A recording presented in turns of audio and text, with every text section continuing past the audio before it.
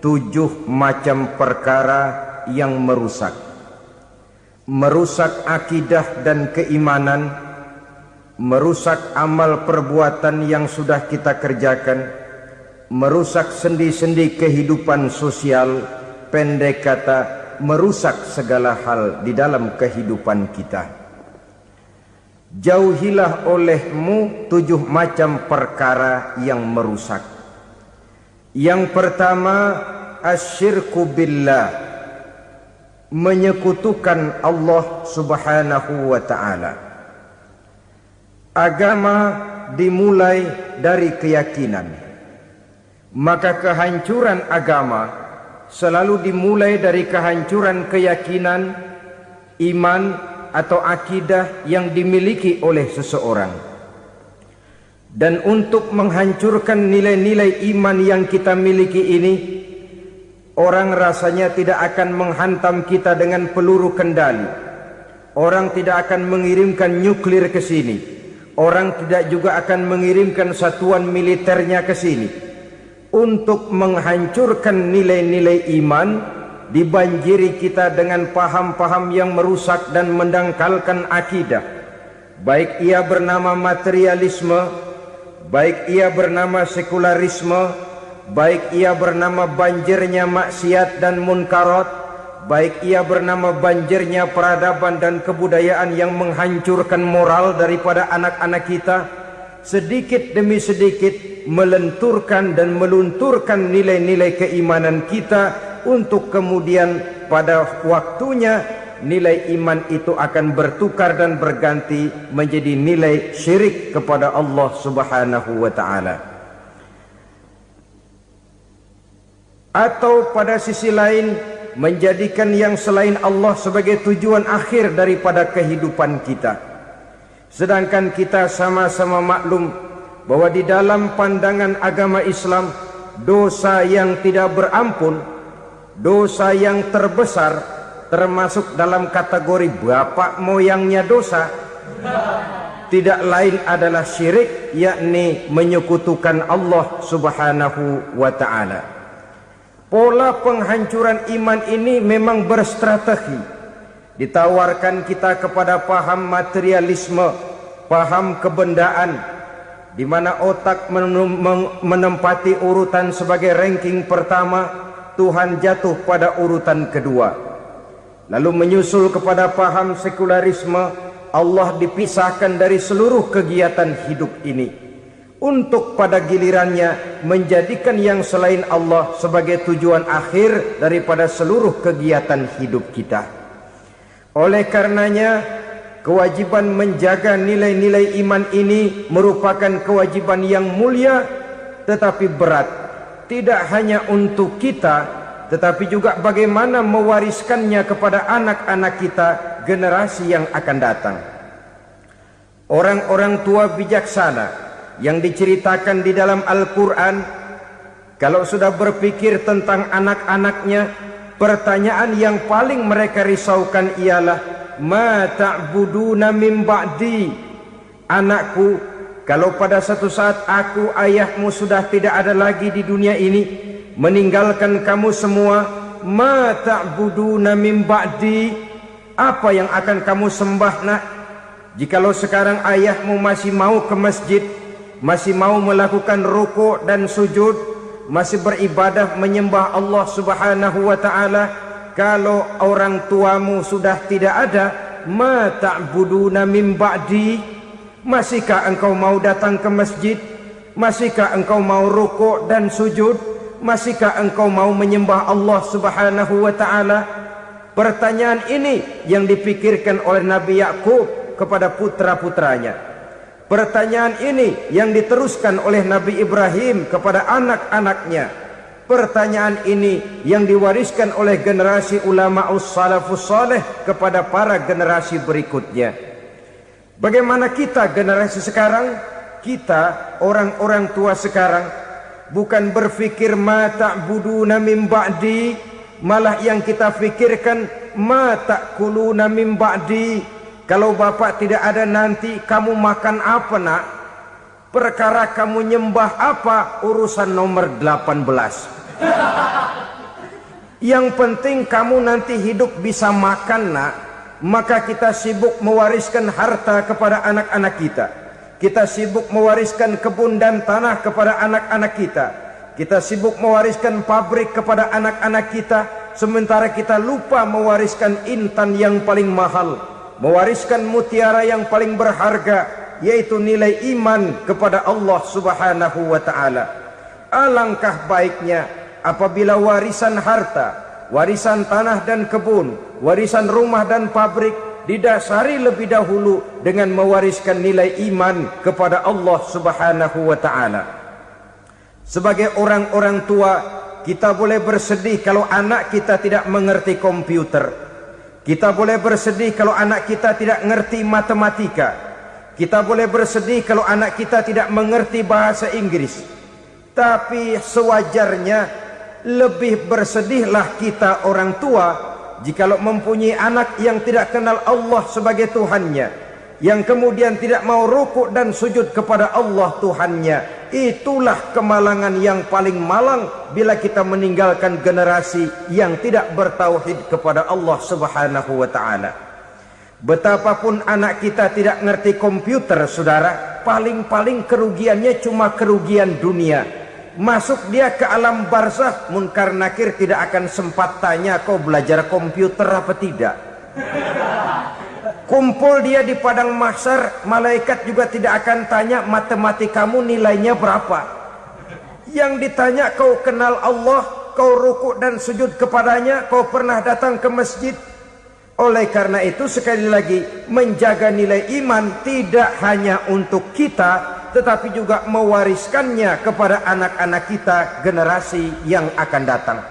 Sungguh kemalangan yang paling besar apabila kita meninggalkan anak-anak kita. Mereka kita tinggalkan lemah ekonominya, itu tidak baik.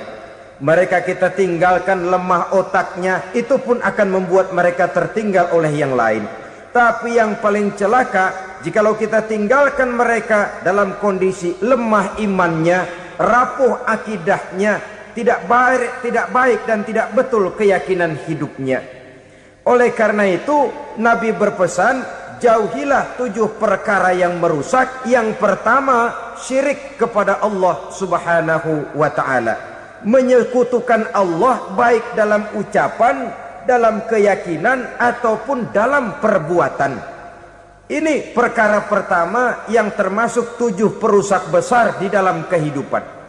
Kalau sudah jatuh kita ke lembah syirik, bagaimanapun banyak kebaikan yang kita kerjakan, berjiwa sosial, bertangan pemurah, gemar menolong orang lain, kalau memang dasarnya syirik, maka seluruh kebaikan kita akan hancur, tidak akan ada nilainya dalam pandangan Allah Subhanahu wa ta'ala. Dalam pandangan manusia mungkin kita dicatat sebagai orang sosial, gemar menolong orang lain, tidak berpangku tangan melihat orang yang mendapat kesulitan. Tapi oleh karena dasarnya syirik, dasarnya tidak mentauhidkan Allah, maka seluruh nilai kebaikan yang kita kerjakan tidak akan ada nilainya dalam pandangan Allah Subhanahu wa ta'ala. Maka jagalah iman kita, jangan sampai dihinggapi penyakit syirik yang bagaimana kecilnya sekalipun. Sekali lagi, baik syirik dalam bentuk ucapan, syirik dalam bentuk keyakinan, sampai kepada syirik dalam bentuk perbuatan, kita berhindar kepada sifat-sifat yang sedemikian itu. Karena apa? Dalam satu ayat Quran Allah Subhanahu wa ta'ala menjelaskan, innallaha la yaghfiru ayyushraka bih wa yaghfiru ma duna dzalika liman yasha. Allah tidak akan memberi ampun kepada orang-orang yang menyekutukannya, tapi Allah masih mau memberikan ampun kepada dosa-dosa yang selain itu bagi orang-orang yang dikehendakinya. Dosa selain syirik, apabila kita bertaubat, Allah masih mau mengampuni. Tapi kalau sudah jatuh ke tempat syirik, itu sudah dosa yang tidak berampun. Taubatnya tidak lain melepas syirik, kembali kepada tauhid, berkeyakinan bahwa hanya ada Allah Subhanahu wa ta'ala, Tuhan satu-satunya, yang lam yalid walam yulad walam yakul lahu kufuwan ahad. tidak beranak, tidak pula diperanakkan, dan tidak satupun yang dapat menyerupai Tuhan Allah Subhanahu wa ta'ala.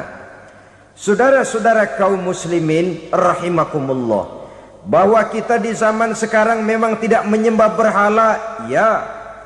Bahwa kita tidak berterang-terangan mengatakan Tuhan lebih dari satu, memang. Bahwa kita tidak berkeyakinan Tuhan itu punya anak atau diperanakkan, tentu. Tapi dalam perbuatan dan i'tiqad kita kadang-kadang jatuh tanpa kita sadari ke tempat yang bernama syirik ini.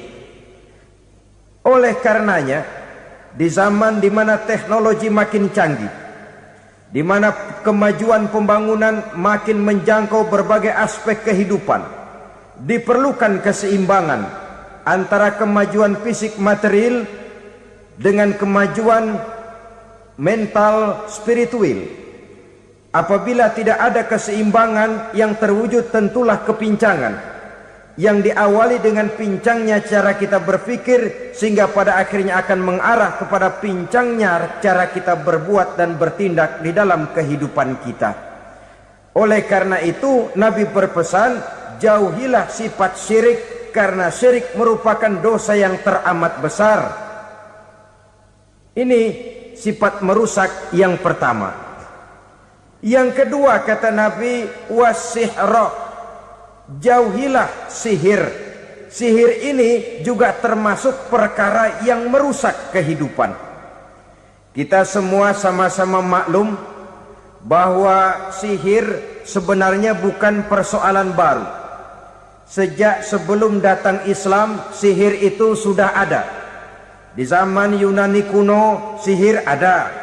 Di zaman Mesir kuno, di zaman Cina kuno, dan yang lain-lain yang serba kuno, sihir itu sudah ada. Bahkan para nabi pun, para rasul yang diutus oleh Allah Subhanahu wa ta'ala, senantiasa berhadapan dengan ahli-ahli sihir untuk menguji kebenaran dari misi yang mereka bawa. Sihir adalah perbuatan di luar kebiasaan yang bisa dikerjakan oleh ahlinya dengan bantuan jin atau setan. Hukum mempelajari sihir adalah haram, mengamalkannya lebih haram lagi. Sebab itu saudara-saudara, sihir merupakan perbuatan merusak yang harus kita jauhi. Ciri-ciri daripada perbuatan sihir, pertama, ia mengandung tipuan, bayangan khayal. Di zaman Nabi Musa misalnya, orang melihat tambang-tambang itu seperti ular. Nabi Musa melayangkan tongkatnya menjadi ular-ular besar yang memakan ular-ular kecil ciptaan tukang-tukang sihir Fir'aun tadi. Lalu sihir bisa terjadi dengan bantuan jin kafir atau setan. Kemudian ciri yang ketiga, sifatnya halus dan tersembunyi. Taruh kata ada seorang ahli sihir yang mempergunakan ayat-ayat Quran sebagai jompa-jampe, sebagai baca-bacaan, itu cuma sekedar kedok. Tujuannya tidak lain menjadikan agama sebagai ketok untuk membenarkan cara yang dimurkai oleh Allah Subhanahu wa ta'ala. Satu hadis yang diriwayatkan oleh Imam Bazar dan Tabrani, Nabi berpesan, laisa minna man tatayyara lahu au takahhana au tukuhhina lahu au sahira lahu.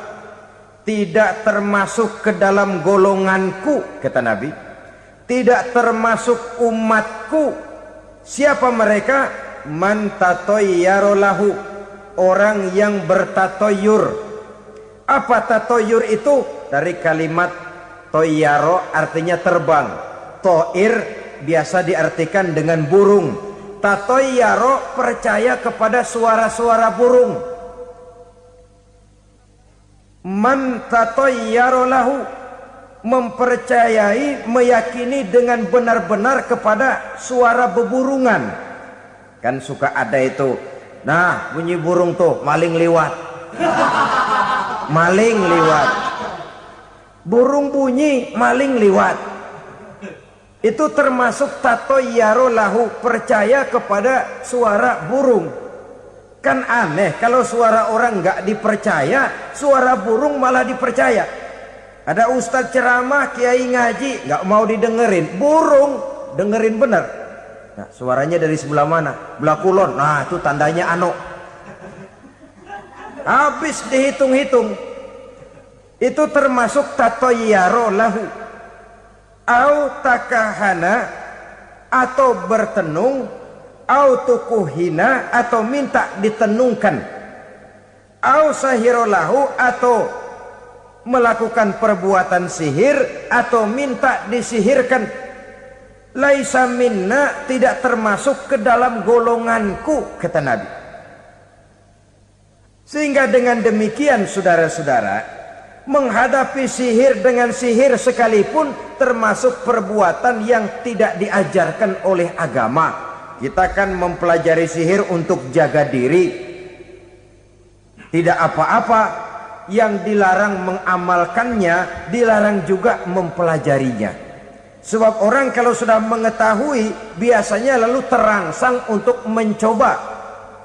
Kalau percobaannya berhasil, biasanya terangsang untuk coba lagi dan coba lagi. Pada akhirnya ketagihan, lalu beralih menjadi profesi, apalagi itu nanti bisa mendatangkan hasil uang. Saudara-saudara kaum muslimin rahimakumullah, kita manusia makhluk nyata. Kita hidup di alam nyata, terikat oleh sunnatullah, causality. Oleh karenanya, bagi kita keyakinan yang penuh, keikhlasan di dalam bertuhankan Allah, penyerahan diri sepenuhnya hanya kepadanya, itu sudah merupakan obat penangkal yang sangat ampuh agar kita tidak terkena penyakit-penyakit yang dibuat oleh setan dan para pembantunya. Sehingga beberapa ayat Quran mengajarkan, misalnya a'udzu bikalimatillahi tammati min syarri ma khalaq, atau bismillazi la yadurru ma'asmihi syai'un fil ardi wala fis sama, dengan menyebut nama Allah yang tidak bisa mendatangkan bahaya sedikit pun, dari baik yang datang dari langit maupun yang datang dari bumi. Jiwa yang kosong dari keyakinan yang penuh kepada Allah, jiwa yang penuh was-was dan ragu-ragu, itu yang mudah terserang oleh penyakit-penyakit yang dikerjakan oleh para tukang-tukang sihir, yaitu oleh setan dan seluruh para pembantunya. Kemudian hadis kedua yang diriwayatkan oleh Imam Ibnu Hibban, Nabi bersabda, la yadkhulul jannata mudminu khamrin wala mu'minu bisihrin wala qati'u rahmin. Tidak masuk surga. Ini Nabi yang bilang, tidak masuk surga. Siapa itu? Pertama, mudminu khamrin, orang yang berkekalan dalam mabuk. Selalu mudminun itu sudah menjadi perbuatan rutinnya, tidak kapok-kapoknya, teler seumur hidup. Mudminu khamrin, tidak masuk surga orang yang selalu bermabuk-mabukan. Yang kedua, wala mu'minu bisihrin, orang mukmin tapi main sihir. Ini juga oleh Nabi diperingatkan, tidak akan masuk surga orang mukmin tapi suka main sihir. Wala qati'u rahmin, dan tidak juga orang yang memutuskan silaturahmi. Tiga macam manusia yang diperingatkan Nabi tidak akan masuk surga: orang yang selalu mabuk, orang mukmin yang main sihir, dan orang yang memutuskan silaturahmi. Saudara-saudara kaum muslimin rahimakumullah. Lalu orang berkata, kenapa dilarang kita bersihir? Padahal Rasul sendiri kan punya mukjizat. Nah, kita memang harus membedakan antara mukjizat dengan sihir. Dalam kehidupan agama kita kenal ada yang namanya mukjizat, Ada yang namanya karomah atau keramat biasa diucapkan. Ada yang namanya maunah. Ada yang namanya irhas. Ada juga yang namanya sihir. Kesemuanya ini berbeda, saudara-saudara. Yang dinamakan mukjizat itu khusus untuk para rasul saja. Satu kejadian luar biasa yang terjadi dilakukan oleh rasul atas izin dari Allah Subhanahu wa taala. Perbedaannya dengan sihir jelas. Sihir dari setan, mukjizat dari Allah. Sihir bisa dipelajari, mukjizat tidak. Sihir umumnya untuk maksud-maksud yang tidak baik, sedangkan mukjizat untuk memperkuat kebenaran yang disampaikan oleh para rasul dan ditentang oleh umatnya. Bahkan kafir Quraisy dahulu menganggap orang-orang ahli sihir itu berada dalam satu posisi yang hina, sehingga mereka mengatakan dan menuduh Nabi Muhammad sebagai tukang sihir. Tuduhan sebagai tukang sihir adalah tuduhan yang sangat aib dan hina. Di tengah masyarakat kufar jahiliyah, kedudukan tukang sihir dipandang sebagai kedudukan yang hina, sehingga mereka mengejek Nabi dengan sebutan tukang sihir. Jadi mukjizat hanya untuk Rasul saja. Kemudian karomah. Karomah ini asal kata dari karoma, kehormatan, kemuliaan yang diberikan Allah kepada hamba-hambanya yang rajin mendekatkan diri kepadanya. Oleh karena ketekunannya melaksanakan ibadah, Allah memberikan keistimewaan kepada orang itu, yang dengan keistimewaannya dia bisa mengerjakan yang tidak bisa dikerjakan oleh orang lain. Karomah hanya bisa dicapai dengan prestasi ibadah. Kalau sihir mau ibadah apa enggak, asal dia belajar, bersatu dan berteman dengan setan, memenuhi persyaratan-persyaratan setan, biasanya lalu bisa. Sedangkan karomah tidak mungkin terwujud tanpa orang mendekatkan diri sedekat-dekatnya kepada Allah Subhanahu wa ta'ala. Maka kita lihat biasanya orang-orang yang punya ilmu sihir, mukanya rata-rata nggak enak dilihat.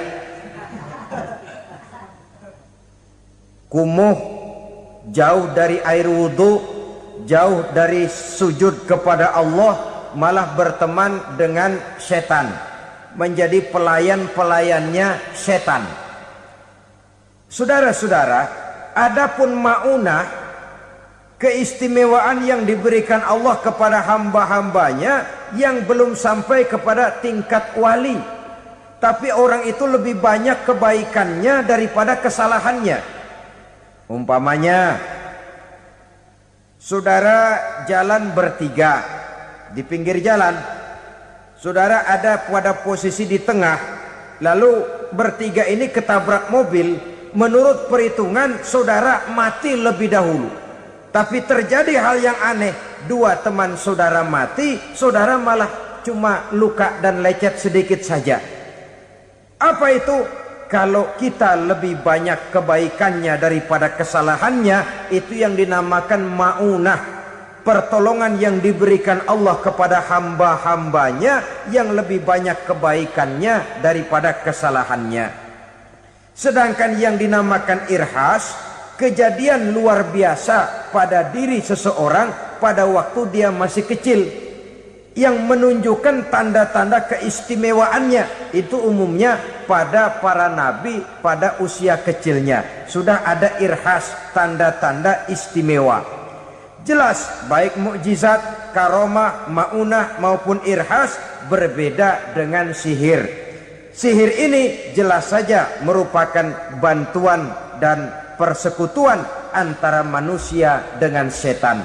Padahal setan, kata Allah dalam Al-Quran, innahu lakum aduwwum mubin, sesungguhnya setan bagi kamu adalah musuh yang sangat jelas. Saudara-saudara kaum muslimin rahimakumullah, di zaman sekarang dalam menghadapi beban kehidupan yang makin pelik, menghadapi stres yang tidak kunjung selesai, menghadapi persoalan-persoalan yang teramat berat, orang sering mencari jalan keluar kepada hal-hal yang menurut pendapatnya bisa meringankan beban moralnya itu. Pergilah dia mencari sesuatu yang dapat meringankan bebannya. Dan tidak jarang yang jatuh ke pangkuan tukang-tukang tenung, ke pangkuan tukang-tukang sihir, yang mereka itu oleh Quran dijelaskan kadzabal munajjimun walau sodaku.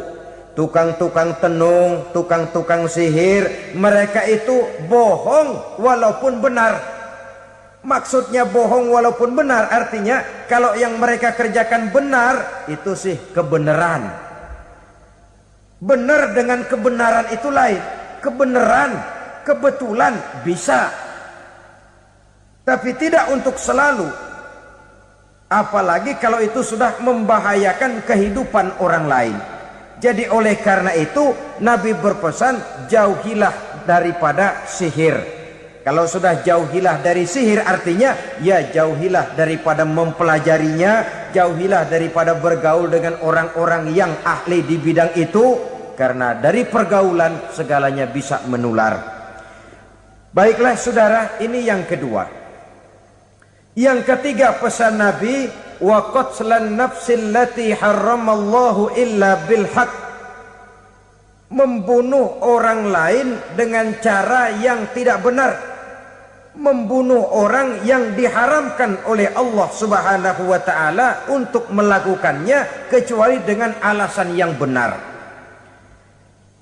Kita tahu Islam adalah agama damai. Sesuai dengan namanya, ia tidak dikembangkan dengan pedang dan kekerasan. Ia dikembangkan dengan keteladanan dan tuntunan moral. Oleh karena Islam bukan agama kekerasan, Islam pun tidak mementingkan dan mengajarkan kekerasan kecuali dengan alasan yang benar dan bisa dipertanggungjawabkan. Membunuh dengan sengaja, menghilangkan nyawa orang lain tanpa alasan yang bisa dibenarkan adalah merupakan dosa besar dan satu di antara 7 perkara yang bisa mendatangkan kerusakan dalam kehidupan dan yang hendaknya harus kita jauhi. Saudara-saudara kaum muslimin rahimakumullah, beberapa waktu yang lalu di sebuah kota kecil yang indah bernama New Auckland. Saudara tahu New Auckland? Itu dari Gunung Kidul masih ngidul lagi. Pernah diadakan satu seminar yang membicarakan bagaimana menyelamatkan masyarakat manusia dari bahaya Perang Dunia Ketiga. Diperkirakan kalau terjadi Perang Dunia Ketiga, manusia tidak akan tersisa. Sebab apa?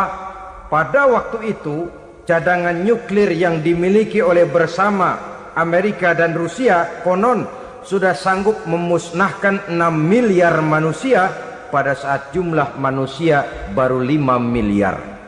Jadi kelebihan nuklir dunia ini. Kalau terjadi Perang Dunia Ketiga, sulit manusia untuk tersisa. Maka dibahaslah di dalam seminar itu, wah, supaya tidak terjadi Perang Dunia Ketiga, maka perlombaan membuat senjata-senjata canggih, alat-alat pembunuh modern harus segera dibatasi. Dibahas, tidak mungkin kita membatasi perlombaan membuat senjata. Kenapa? Makin maju ilmu dan teknologi, makin canggih senjata yang ditemukan.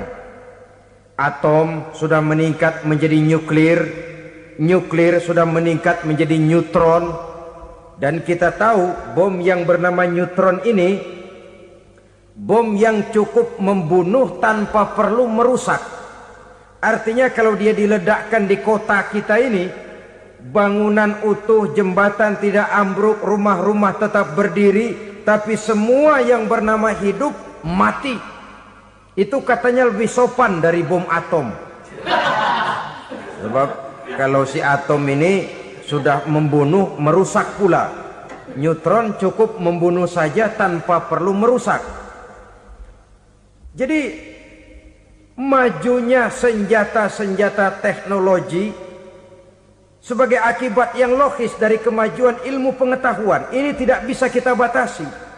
Dan memang sebenarnya yang bahaya bukan senjatanya, tapi manusia yang mengendalikan senjata itu.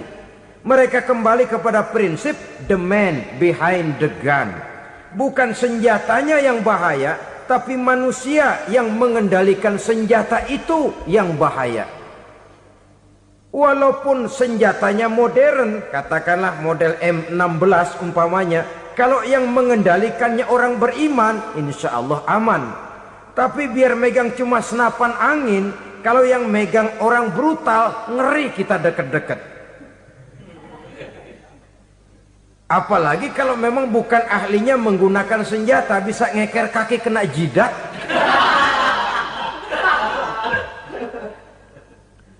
Mereka kembali kepada prinsip lama yang tetap baru.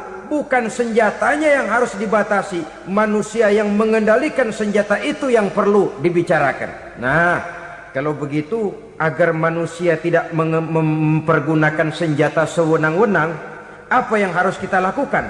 Ya, manusianya harus bermoral.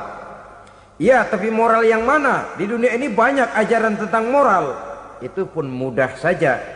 Di sini kan kita undang saja ahli dari berbagai agama untuk membicarakan konsep perdamaian menurut agamanya masing-masing. Baik, setuju itu, setuju. Maka tampillah para ahli agama, mereka kembali kepada prinsip moral daripada konsep yang terkandung di dalam ajaran agama untuk menegakkan perdamaian. Mula-mula naiklah ahli dari agama Hindu, dibacakan konsep perdamaian menurut ajaran agama Hindu, bahwa untuk damai manusia harus meninggalkan nafsu keduniaannya, menempuh samsara dan sebagainya untuk mencapai nirwana, menjauhi kemegahan dan kemewahan dunia. Ini lalu dibahas, rasanya juga tidak mungkin ini. Kemudian dari agama Nasrani, bahwa untuk damai manusia harus menciptakan sifat kasih sayang. Kalau ditampar pipi kiri, berikan pipi yang kanan. Kalau diberikan selendang, berikan baju. Nanti orang kasihan, lalu dia tidak akan nampar lagi. Ketika ini dibahas, ternyata rasanya pun tidak mungkin bisa diterima. Karena apa? Di zaman sekarang orang ditampar pipi kiri, dikasih pipi kanan. Bukan kasihan, gemes. Damai belum tentu, bonyok udah jelas. Lalu ketika dibacakan konsep perdamaian menurut Quran, di mana disampaikan ayat wa jazaa'u sayyi'atin sayyi'atun misluha faman afa wa aslaha fa ajruhu 'ala Allah. Balasan terhadap satu kejahatan adalah kejahatan yang seimbang. Tetapi barang siapa yang memberi maaf dan mencari jalan damai, itulah yang terbaik dan akan mendapat pahala dari Allah Subhanahu wa ta'ala. Kamu tidak salah ditampar pipi kirimu, tampar lagi pipi kirinya sekeras dia menampar pipi kirimu. Nanti orang tidak mau menampar kita karena dia tahu kalau dia tampar kita, dia akan menderita tamparan sekeras dia menampar kita. Akan terjadilah prinsip saling hormat menghormati, tidak saling ganggu, tidak saling usil, tidak saling jahil. Atas dasar ini perdamaian bisa ditegakkan. Mereka bisa menerima konsep ini, tapi kemudian seminar ditutup tanpa satu keputusan resmi. Kenapa? Terus terang mereka kagum dengan konsep Islam, tapi sentimen lama terhadap nilai-nilai Islam telah menutup mata mereka untuk menerima kebenaran dari ajaran Al-Quranul Karim. Saudara-saudara kaum muslimin rahimakumullah, kembali kita kepada persoalan pokok. Roh adalah dari Allah. Dia akan kembali kepada Allah, milik mutlak dari Allah. Tidak pantas kita merampasnya dari orang lain. Tidak wajar kita menghilangkannya tanpa alasan yang dibenarkan oleh agama. Di zaman sekarang akibat persaingan hidup yang makin tajam, lapangan kerja yang makin sulit, tensi ekonomi yang makin tinggi, atau karena nilai moral yang makin rendah, atau juga karena rapuhnya pegangan orang kepada agama, nyawa rasanya sudah sedemikian murahnya. Berbagai kasus membuat berdiri bulu roma kita. Ada mayit, ada manusia dipotong 6, dicincang macam kambing. Ada yang dipotong 5, ada yang dipotong 13, dikardusin, dibuang ke tempat sampah. Inna lillahi wa inna ilaihi raji'un. Gejala apa ini? Kanibalisme. Manusia sudah demikian sadisnya, manusia sudah sedemikian buasnya, sehingga sesama manusia diperlakukan seperti hewan. Padahal hewan sendiri belum pernah macan makan macan, bagaimanapun buasnya macan. Belum pernah serigala memakan serigala, bagaimanapun brutalnya serigala. Tetapi manusia makan manusia di zaman sekarang kadang jadi kenyataan dalam kehidupan kita. Kadang persoalannya remeh saja. Soal uang 200 perak, pisau bicara, nyawa melayang. Soal rokok sebatang, celurit bicara, nyawa melayang. Soal-soal yang sama sekali tidak prinsip, begitu mudah kita menghilangkan nyawa orang lain. Padahal Nabi pernah memperingatkan, apabila dua orang muslim sudah berkelahi dan berbunuh-bunuhan, al-qatil wal maktul finnar, yang membunuh dan yang terbunuh dua-duanya neraka. Sahabat heran, ya Rasul, kalau yang terbunuh, kalau yang membunuh masuk neraka itu sih wajar, tapi yang terbunuh kenapa neraka juga? Beliau menjawab, dua-duanya sudah punya niat untuk saling membunuh. Niatnya itu yang diponten. Yang terbunuh cuman lagi apes aja, keduluan dia. Umpama tidak terbunuh, pasti dia yang akan membunuh. Oleh karenanya al-qatil wal maktul, yang membunuh dan yang dibunuh finnar, dua-duanya masuk ke dalam neraka. Islam menghormati kehidupan, tidak hanya terbatas kepada sesama muslim, orang-orang yang berlainan agama pun yang mau hidup berukun, damai, berdampingan dengan umat Islam, jiwa mereka, darah mereka dilindungi oleh nilai-nilai Islam yang disebut dengan kafir zimmi ini. Mengganggu mereka sama saja dengan mengganggu aku, kata Nabi. Jadi oleh karena itu sayangilah sesama. Kehidupan adalah anugerah Allah, bukan wewenang kita untuk mencabutnya dari orang lain, bukan wewenang kita untuk merampas dan menghilangkannya dari orang lain. Apa yang tidak enak terjadi pada diri kita, begitu pula lah apabila terjadi pada diri orang lain. Sehingga Nabi mengatakan, la yu'minu ahadukum hatta yuhibba li akhihi ma yuhibbu li nafsihi.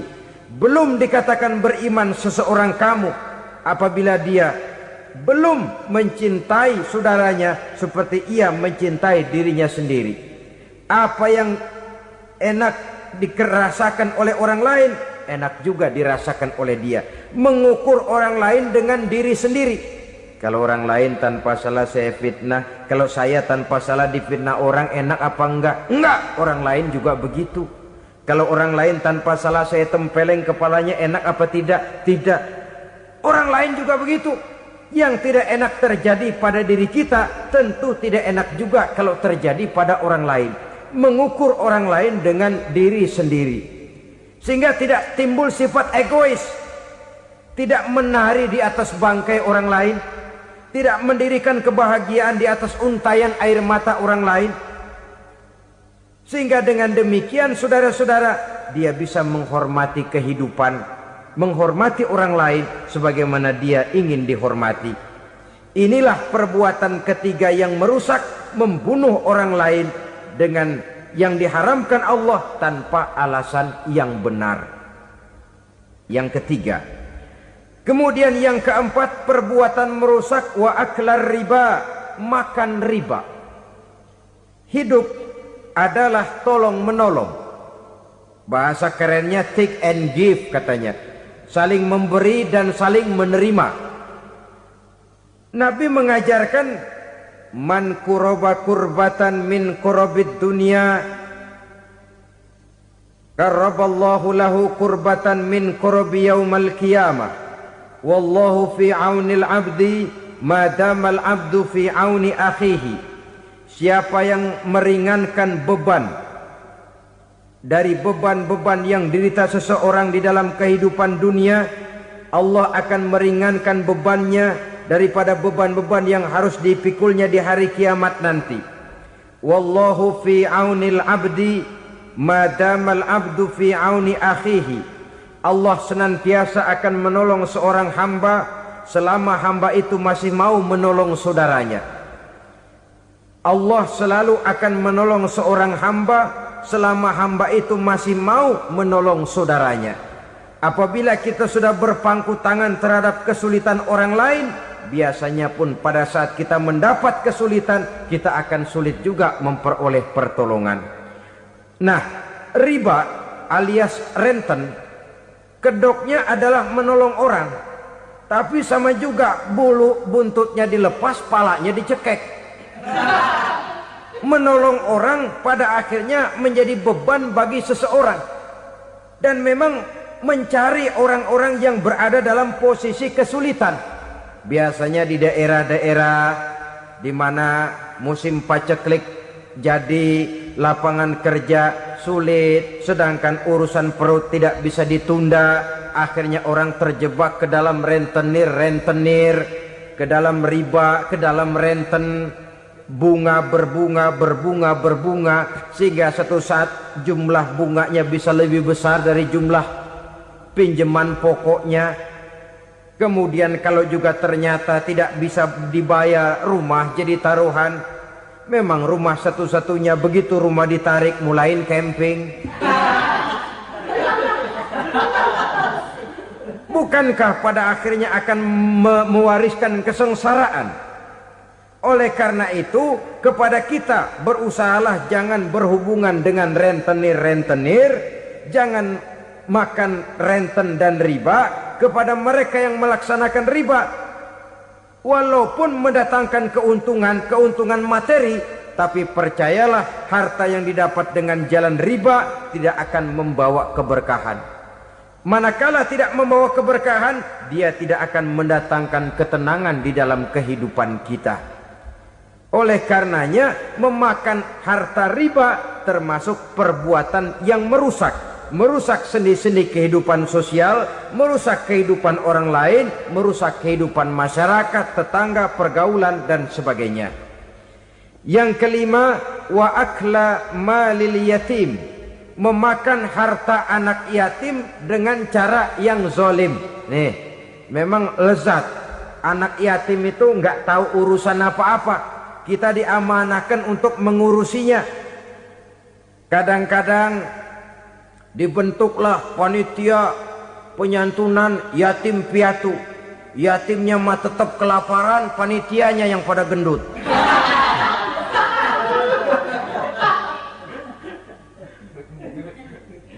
Padahal memakan harta anak yatim termasuk perbuatan dosa besar. Dan menjantuni yatim merupakan perbuatan mulia. Nabi mengatakan, ana wa kafilul yatim kahataini yaumal qiyamah. Aku dan orang-orang yang menyantuni anak yatim seperti dua jari ini pada hari kiamat nanti. Dekat sekali. Jikalau ingin di hari akhir nanti dekat dengan Rasul, bersahabatlah dengan anak-anak yatim. Jadilah pengurus anak-anak yatim. Bangunlah panti-panti asuhan yatim. Pada saat bapak ibunya meninggal, kitalah yang menjadi orang tuanya. Bahkan sedemikian besar perhatian Islam terhadap anak-anak yatim ini, sehingga Quran memberikan peringatan, ara'aital ladzi yukadzibu biddin fadzalikal ladzi yad'ul yatim wa la yahuddu ala ta'amil miskin. Tahukah kamu siapa orang yang mendustakan agama? Beragama tapi dianggap dusta, solatnya dusta, puasanya dusta, karena agamanya sudah berdusta. Siapa mereka? Fazalikal ladzi yad'ul yatim, orang yang menyia-nyiakan anak yatim. Wala yahuddu ala ta'amil miskin, dan tidak pernah memberi makan kepada orang-orang yang menderita kemiskinan, menyia-nyiakan, meninggalkan anak yatim, termasuk perbuatan yang divonis kita sebagai orang yang mendustakan agama. Saudara-saudara kaum muslimin rahimakumullah, maka sangat dicela mengeksploitir anak-anak yatim, menjadikan mereka sebagai kedok untuk mencari kekayaan pribadi. Tetapi jikalau ikhlas, ganjarannya sangat besar, nilai pahalanya sangat besar. Menyantuni yatim tidak hanya setahun sekali. Kalau Muharram pakai istilah lebaran yatim, dibentuklah panitia, diberilah beras, uang 4-5 ribu rupiah, alhamdulillah. Tapi jangan lupa, si yatim tidak hidup cuma satu hari. Dia tidak hidup cuma di bulan Muharram saja, dia hidup 12 bulan dalam setahun. Sebagaimana anak-anak yang lain, dia juga berhak punya masa depan. Dia juga berhak menikmati bangku sekolah. Dia berhak mengenyam arti dan makna pendidikan. Dia berhak membekali diri dengan ilmu dan pengetahuan, seperti halnya anak-anak yang lain. Maka kita yang diberikan keluasan oleh Allah, ingatlah itu, bersahabatlah dengan anak-anak yatim, santuni mereka.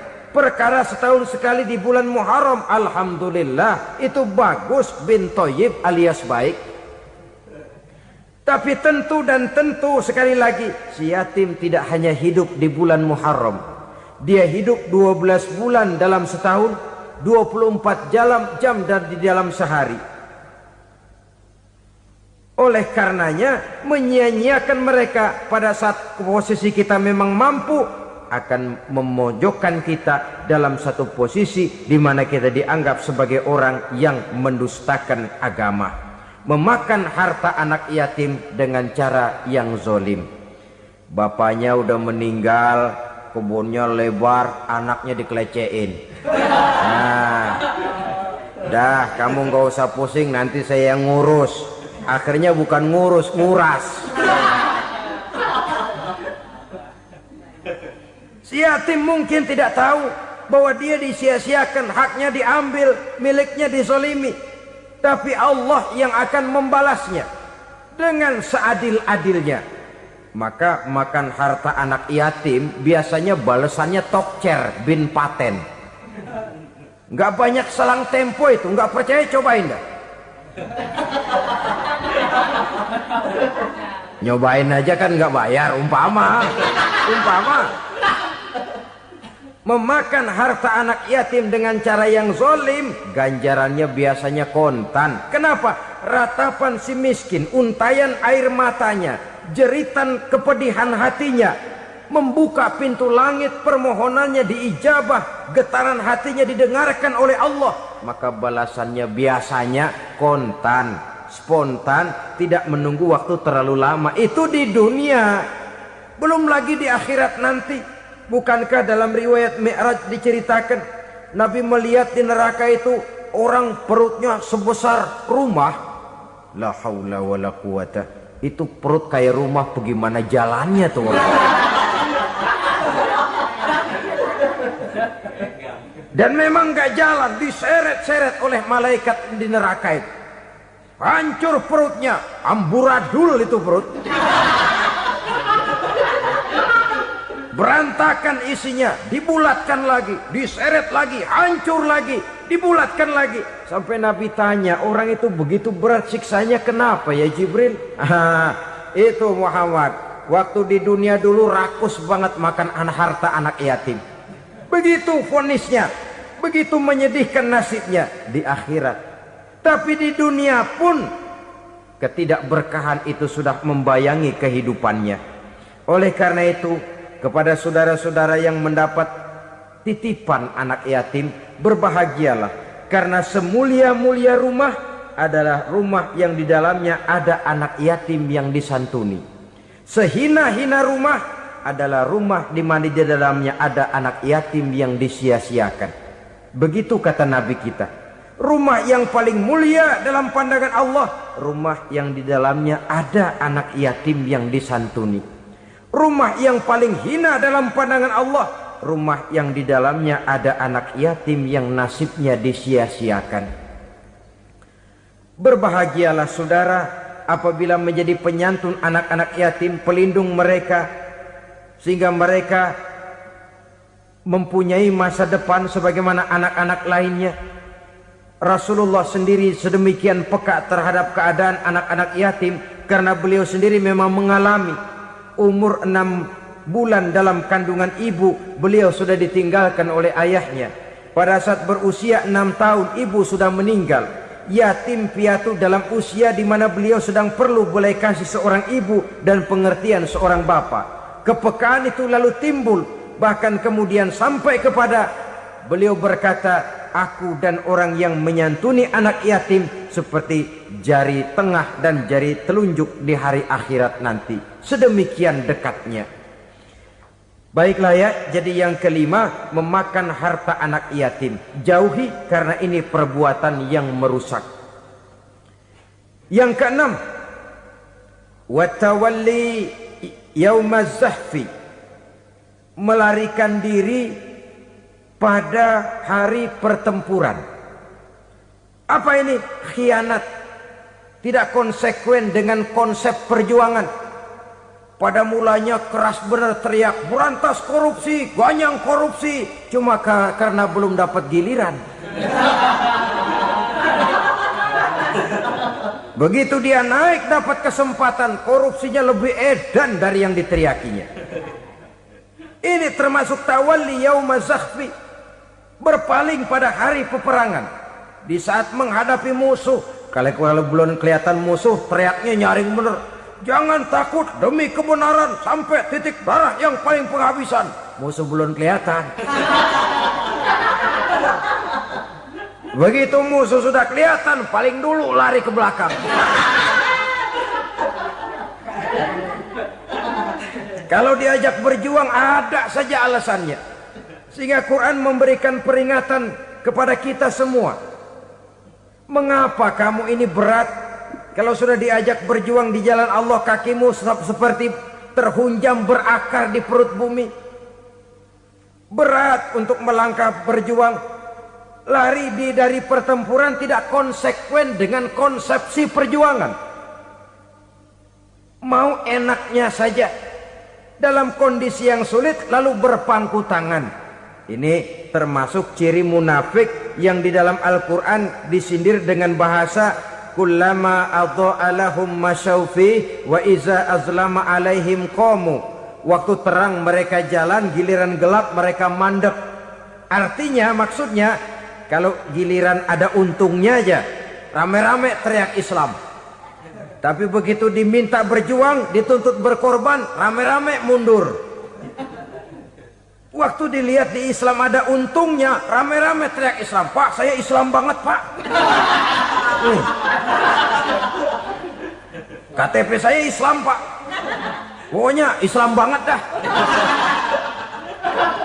Tapi ketika diminta berjuang, dituntut sedikit berkorban, rame-rame mengundurkan diri. Tahun 65 PKI berontak. Waduh, waktu itu jadi orang Islam untung itu. Nggak dikejar-kejar, aman. Masjid rame, masjid, mobil-mobil mewah parkir di depan musola dan masjid. Kenapa? Waktu itu asal udah ke masjid aman. Islam selamat, untung. Tapi begitu keadaan aman, yang parkir di musola sepeda butut melulu.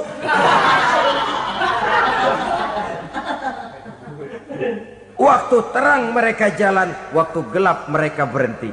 Dikala di Islam ada untungnya, baru wah Islam bagus, Islam hebat. Tapi waktu dilihat ada kerugian, jangan bawa-bawa Islam dah. Jangan bicara soal Islam, ini kan bukan soal agama. Bukan soal agama. La haula wa la quwata illa billah. Beragama kita ambil talfik fid din, mengambil yang enteng-enteng saja dalam urusan beragama ini. Tidak konsekuen kita dengan Islam kita. Seolah kita mau memilih mana yang terasa cocok sama selera kita, kita teriak Islam. Beratan aja dikit, rame-rame berpaling. Itu termasuk tawalli yaumaz zahfi.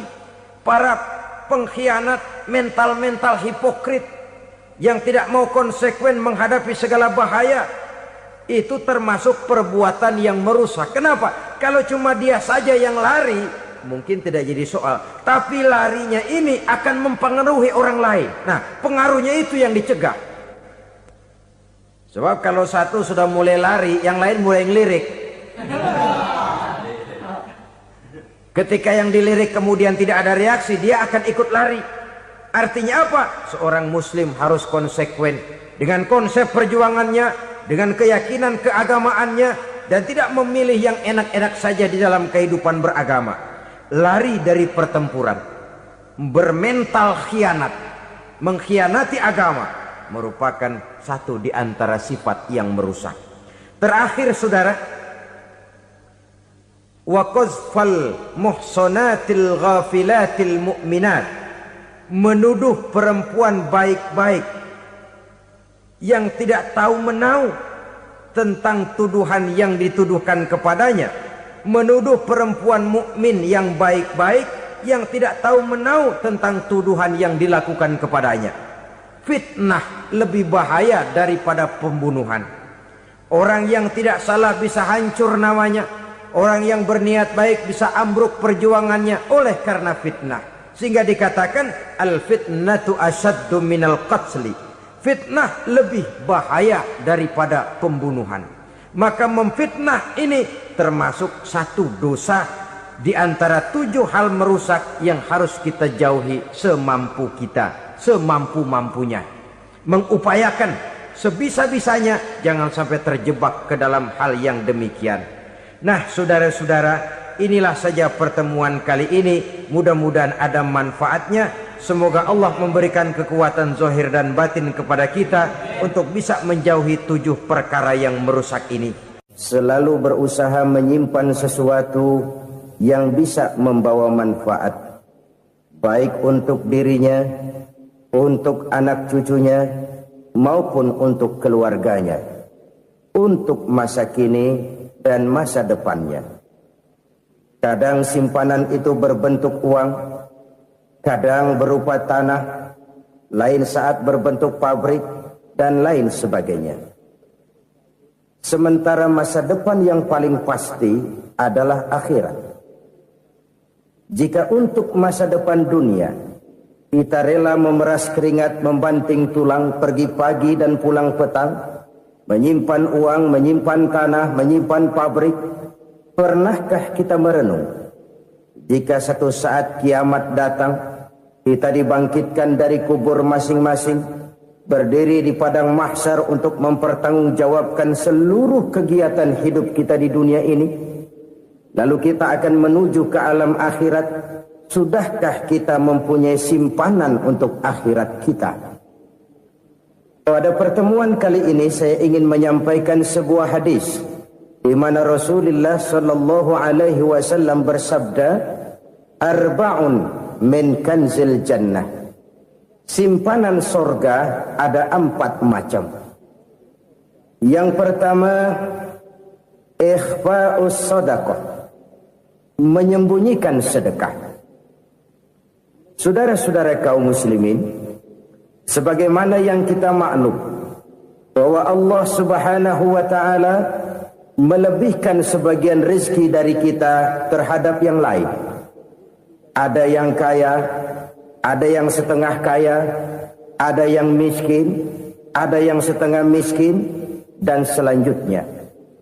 Ada yang gajinya kecil tapi penghasilannya gede. Ada yang penghasilannya gede tapi nggak punya gaji. Ada juga yang memang gajinya gede dan penghasilannya gede. Kelebihan rezeki merupakan sunnatullah dan tidak harus membuat kita merasa lebih dari yang lain. Bahkan sebaliknya, kelebihan itu harus membuat kita ringan tangan untuk menolong mereka yang memang memerlukan pertolongan.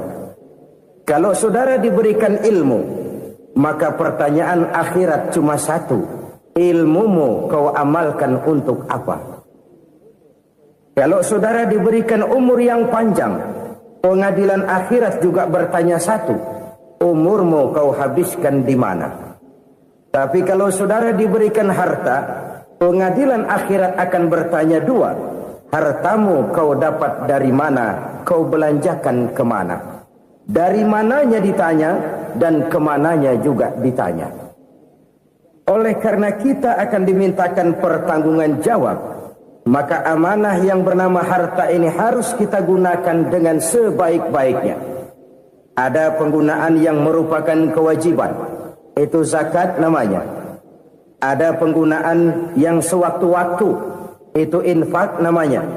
Ada yang lebih sewaktu-waktu lagi, dan itu sedekah namanya.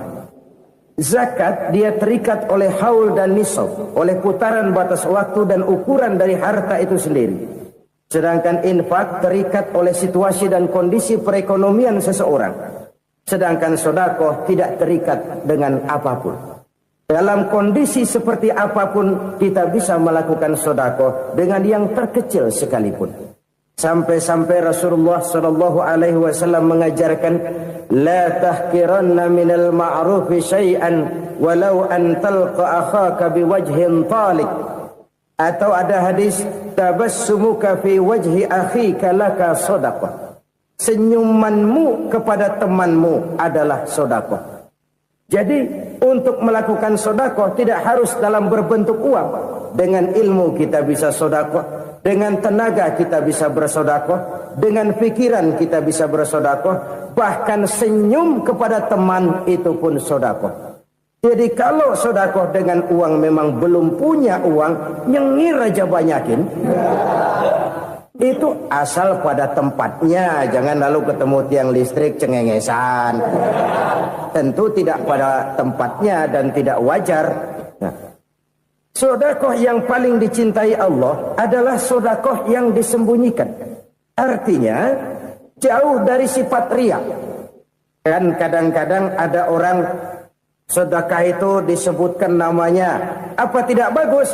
Kalau memang niatnya ikhlas, ya bagus-bagus saja. Untuk memberikan sugesti kepada yang lain. Di Fulan bin Fulan nyumbang sekian, diumumkan. Boleh kalau niatnya untuk memberikan rangsangan kepada yang lain supaya dia menyumbang lebih besar dari orang tadi. Tapi kalau itu mendatangkan riya, maka sedekah yang paling dicintai Allah adalah sedekah yang disembunyikan. Tangan kiri saja tidak tahu apa yang diberikan oleh tangan kanan. Sedekah yang dilakukan dengan ikhlas akan merupakan perbendaharaan surga. Tersembunyi dari pandangan orang lain, tidak seorang pun tahu. Karena memang sikap yang baik adalah melupakan kebaikan dan mengingat kesalahan. Itu salah satu ciri orang bahagia. Orang yang selalu mengingat kesalahannya dan berusaha melupakan segala kebaikannya. Kalau dia akan berada kebaikan, dia tidak bisa ikut, dia merasa rugi karena dia merasa belum pernah berbuat baik. Tapi kalau akan melakukan kesalahan baru, dia ingat kesalahan yang sudah-sudah, sehingga terhalang baginya untuk melakukan satu kesalahan baru. Demikianlah saudara-saudara, bahwa Allah melebihkan rezeki sebagian kita dari yang lain, agar terjadi tolong-menolong dalam kehidupan ini. Jadi kesenjangan yang nature, kesenjangan yang alami, itu sunnatullah. Ada yang kaya, ada yang miskin, ada yang kelas menengah. Nah, kenapa lalu sekarang kita berusaha mengentaskan kemiskinan? Oleh karena adanya kesenjangan struktural. Kalau yang kaya bisa semakin kaya, kenapa yang miskin tidak bisa naik jadi ikut sedikit kaya? Sebab pada dasarnya Islam adalah agama yang sejak turunnya sudah berupaya memerangi kemiskinan. Bahkan dikatakan kemiskinan itu mendekatkan kepada kekufuran. Orang kalau miskin udah dekat banget sama kafir. Gampang menjadi kafir. Berapa banyak saudara-saudara kita yang oleh karena soal perut, oleh karena soal materi, terpaksa meninggalkan dan menanggalkan akidahnya. Menjual petunjuk yang diberikan Allah dengan kesenangan dunia yang cuma sebentar ini. Na'udzubillah, thumma na'udzubillah. Jadi makin kita sembunyikan satu sedekah, semakin banyak perbendaharaan kita di surga. Sedekah yang paling dicintai Allah adalah sedekah yang disembunyikan. Malahan ada seorang sufi, dia punya kebiasaan kalau pergi sholat Jumat dia bawa uang, itu uang dia taruh di bawah tikar masjid. Dia niat sedekah kepada siapa saja yang nemuin itu duit. Maksudnya apa? Supaya yang nemuin nggak tahu siapa yang punya duit. Demikian dia saking ingin menyembunyikan sedekahnya. Karena sifat riya itu bisa memakan amal kita sendiri. Riya itu termasuk menyebut-nyebut kebaikan kita. Orang yang suka nepuk dada, sedikit-sedikit ngitungnya kalau nggak gua. Oh, kalau nggak gua tuh yang belah situ, kalau nggak gua. Iya, kalau nggak lu kenapa emang? Orang yang suka menepuk jasa. Biasanya memang begitu, saudara-saudara. Kalau perang lagi berkecamuk, orang nggak sempat ngaku jadi pahlawan.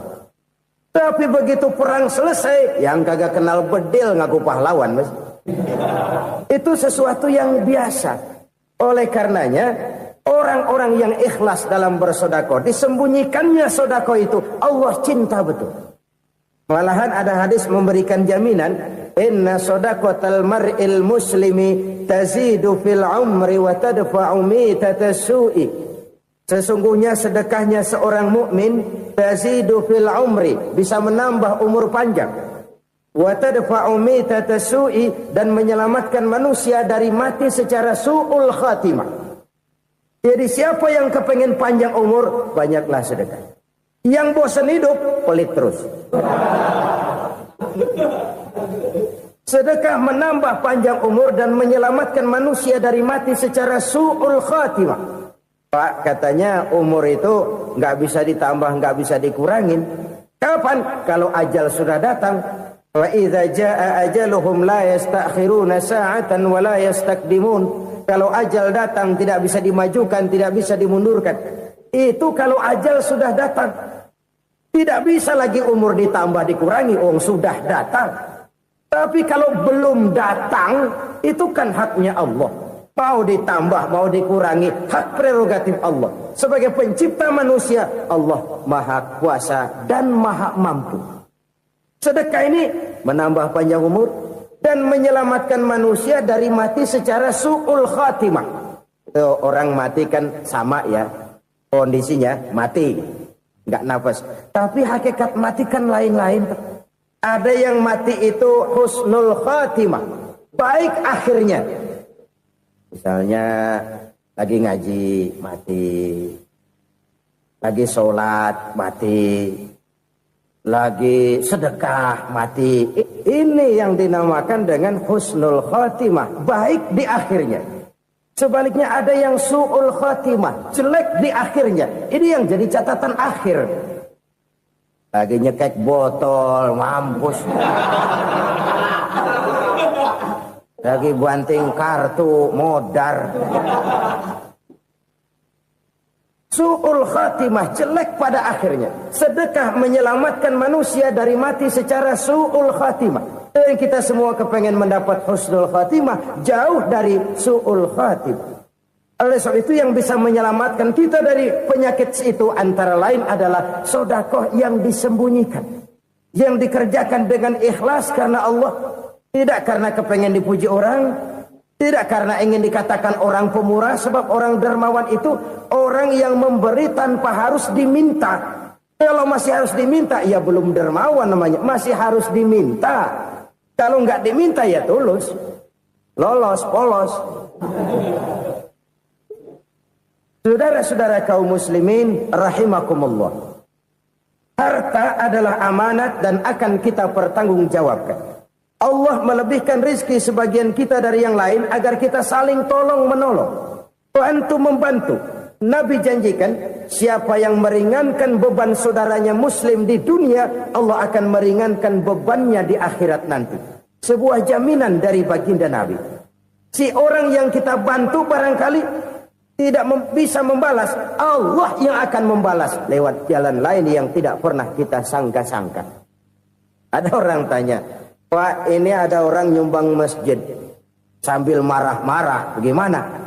Saya bilang sumbangannya aja ambil, marahnya jangan. Marahnya jangan diambil, itu urusan dia. Saudara-saudara kaum muslimin rahimakumullah. Umat Islam ini kan umat yang punya potensi besar. Kadang kita merenung, kenapa kadang-kadang pembangunan masjid kok lambat sekali? Kalau hotel hari ini peletakan pertama, bulan depan peresmian. Supermarket hari ini peletakan batu pertama, minggu depan peresmian.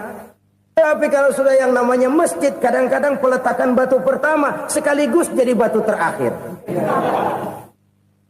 3 tahun, 4 tahun, campur nebar jalak di jalanan, duit dijaring kayak ikan sepat. Apa tidak ada orang Islam yang kaya? Banyak. Apa tidak ada pengusaha muslim yang jadi konglomerat? Ada. Lalu yang belum banyak itu yang komit terhadap nilai-nilai agamanya. Akhirnya kita jatuh jadi umat yang lemah. Belum ada pengusaha konglomerat muslim buka pabrik supermi cap beduk misalnya umpamanya atau pabrik kecap cap sorban supaya identitas keislamannya sedikit kelihatan.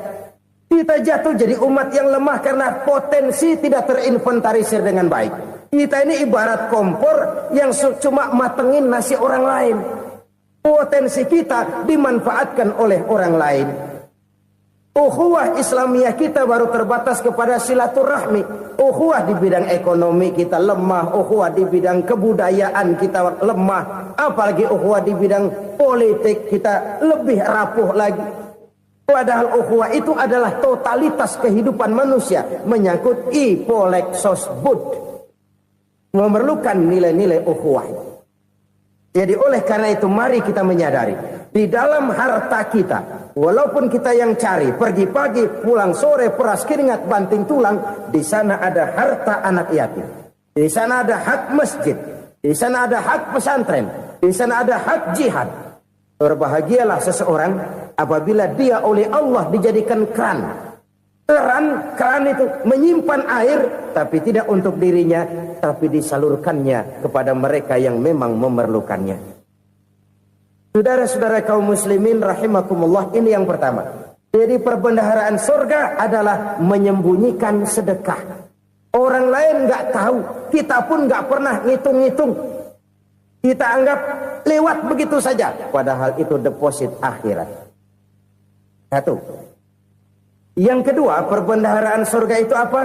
Wa kitmanul musibah, menyembunyikan kesulitan. Kadang orang takut menghadapi kesulitan. Tapi makin kita merenung, hidup ini kan sebenarnya urusan. Takut sama urusan ya jangan hidup. Tandanya orang hidup itu kalau punya urusan. Urusan melupakan problem. Problem sering menimbulkan kesulitan. Kesulitan bukan untuk ditakuti, tapi untuk diatasi dan dicarikan jalan keluarnya. Siapa sih orangnya yang gak pernah sulit-sulit? Makin tinggi status sosialnya, makin gede urusannya. Makin tinggi kualitas imannya, makin berat tingkat kesulitannya. Cuma memang yang namanya enak itu seperti pelangi. Biang lala itu gak pernah di atas kepala kita. Di atas kepala orang melulu. Lo sih enak lo, kata kita. Dia juga bilang yang enak kan lo. Pelangi itu nggak pernah di atas kepala kita. Kata tukang beca, aduh enak ya naik Mercy. Kata tukang beca, apa yang di dalam mobil Mercy? Aduh enak bener tukang beca, di jok ngeringkuk ngorok pulas bener. Saya kamar pakai AC sejuk, tempat tidur sutra, empuk, alga, spring bed, kulak kulik nggak bisa pulas kalau belum minum Valium, belum tidur. Enak bener tukang beca, di jok ngorok nggak tahu wetan kulon. Itu tukang beca bilang yang di Mercy enak, yang di Mercy bilang tukang beca enak. Inilah enak, nggak pernah di atas kepala kita, di atas kepala orang lain melulu enak itu. Nah, saudara-saudara, yang merupakan perbendaharaan surga itu orang yang bisa menyembunyikan kesulitan. Baik pribadi ataupun rumah tangga. Nih terutama rumah tangga yang jadi soalnya. Kadang-kadang kita ini kalau senang, sebaliknya. Kalau senang kita diam. Kalem aja, cuek. Banyak banget duit kita, bawaan diam aja udah. Malah ketemu orang takut. Tapi begitu susah, sekampung tahu. Padahal Nabi mengajarkan perbendaharaan surga itu menyembunyikan musibah, menyembunyikan kesulitan. Kalau enak, cerita sama orang-orang. Kalau nggak enak, rasain sendiri, tekan sendiri, atasin sendiri. Kita kan sebaliknya. Senang kita diam, asal lagi susah, paling tidak kita nyari teman buat cerita kesusahan. Siapa orangnya yang nggak pernah susah? Cuma soalnya bagaimana kita mengatasi kesusahan itu sendiri. Begitu juga misalnya kalau orang sudah berumah tangga, itu orang tuanya harus menjadi tempat dia cerita yang enak-enak saja. Yang nggak enak rasain berdua, selesaikan berdua, atasin berdua. Jangan dibalik. Asal senang diam, giliran susah saja. Maknya laporan. Terbalik. Bisa menjaga security informasi. Maka nama bayam keluar diam. Malah seluitan. Enak amat lu makan daging ayam. Security informasi. Saudara-saudara kaum muslimin rahimakumullah.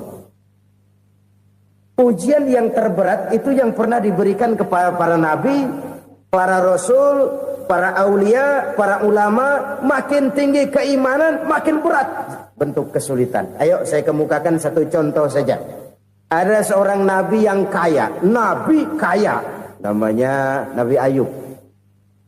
Iblis kalau orang begini kan keki, ibadahnya rajin, kaya. Yang kayak begini susah digodain. Kalau ibadahnya rajin, miskin, kali bisa disogok. Sini imannya mantap, ibadahnya rajin, kaya, nabi lagi. Tapi namanya iblis, nggak kurang akal. Laporan, Tuhan, kenapa Les? Ya ini bahasa saya, bahasa Qurannya sih nggak gitu. Itu hambamu yang namanya Ayub, dia rajin ibadah cuma karena dikasih kaya aja. Coba kasih miskin dia, berhenti dia sembahyang. Ah, kamu bisa aja. Saya tahu Ayub itu hambaku yang ikhlas. Saya buktiin Tuhan, silahkan. Dibuktiinlah, iblis turun ke alamin. Yang mula-mula dia lakukan, dia rusak sawah ladang Nabi Ayub. Dia binasakan binatang ternak Nabi Ayub.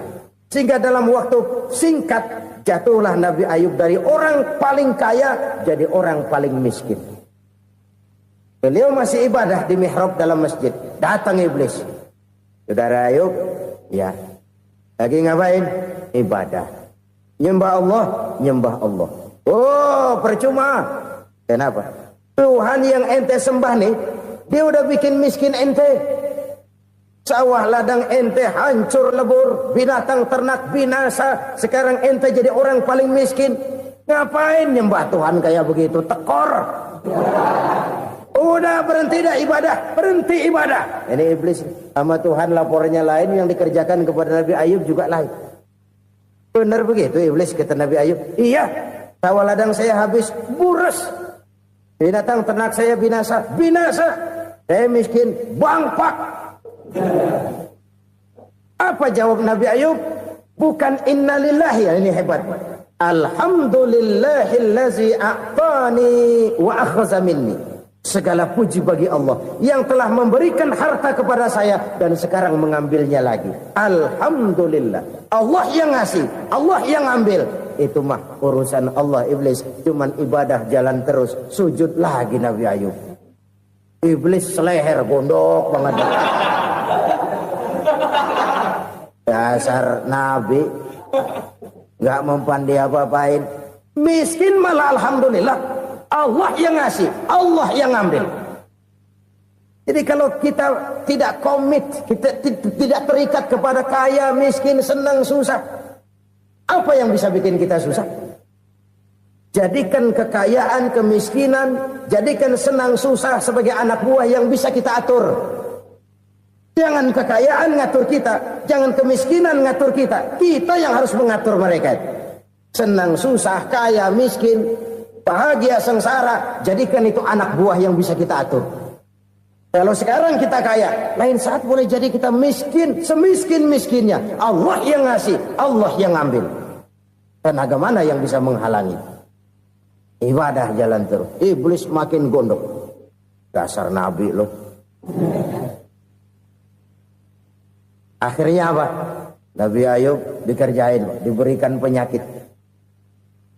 Demikian fatal penyakitnya. Bayangin, udah miskin sakit. Masya Allah. Miskin sakit.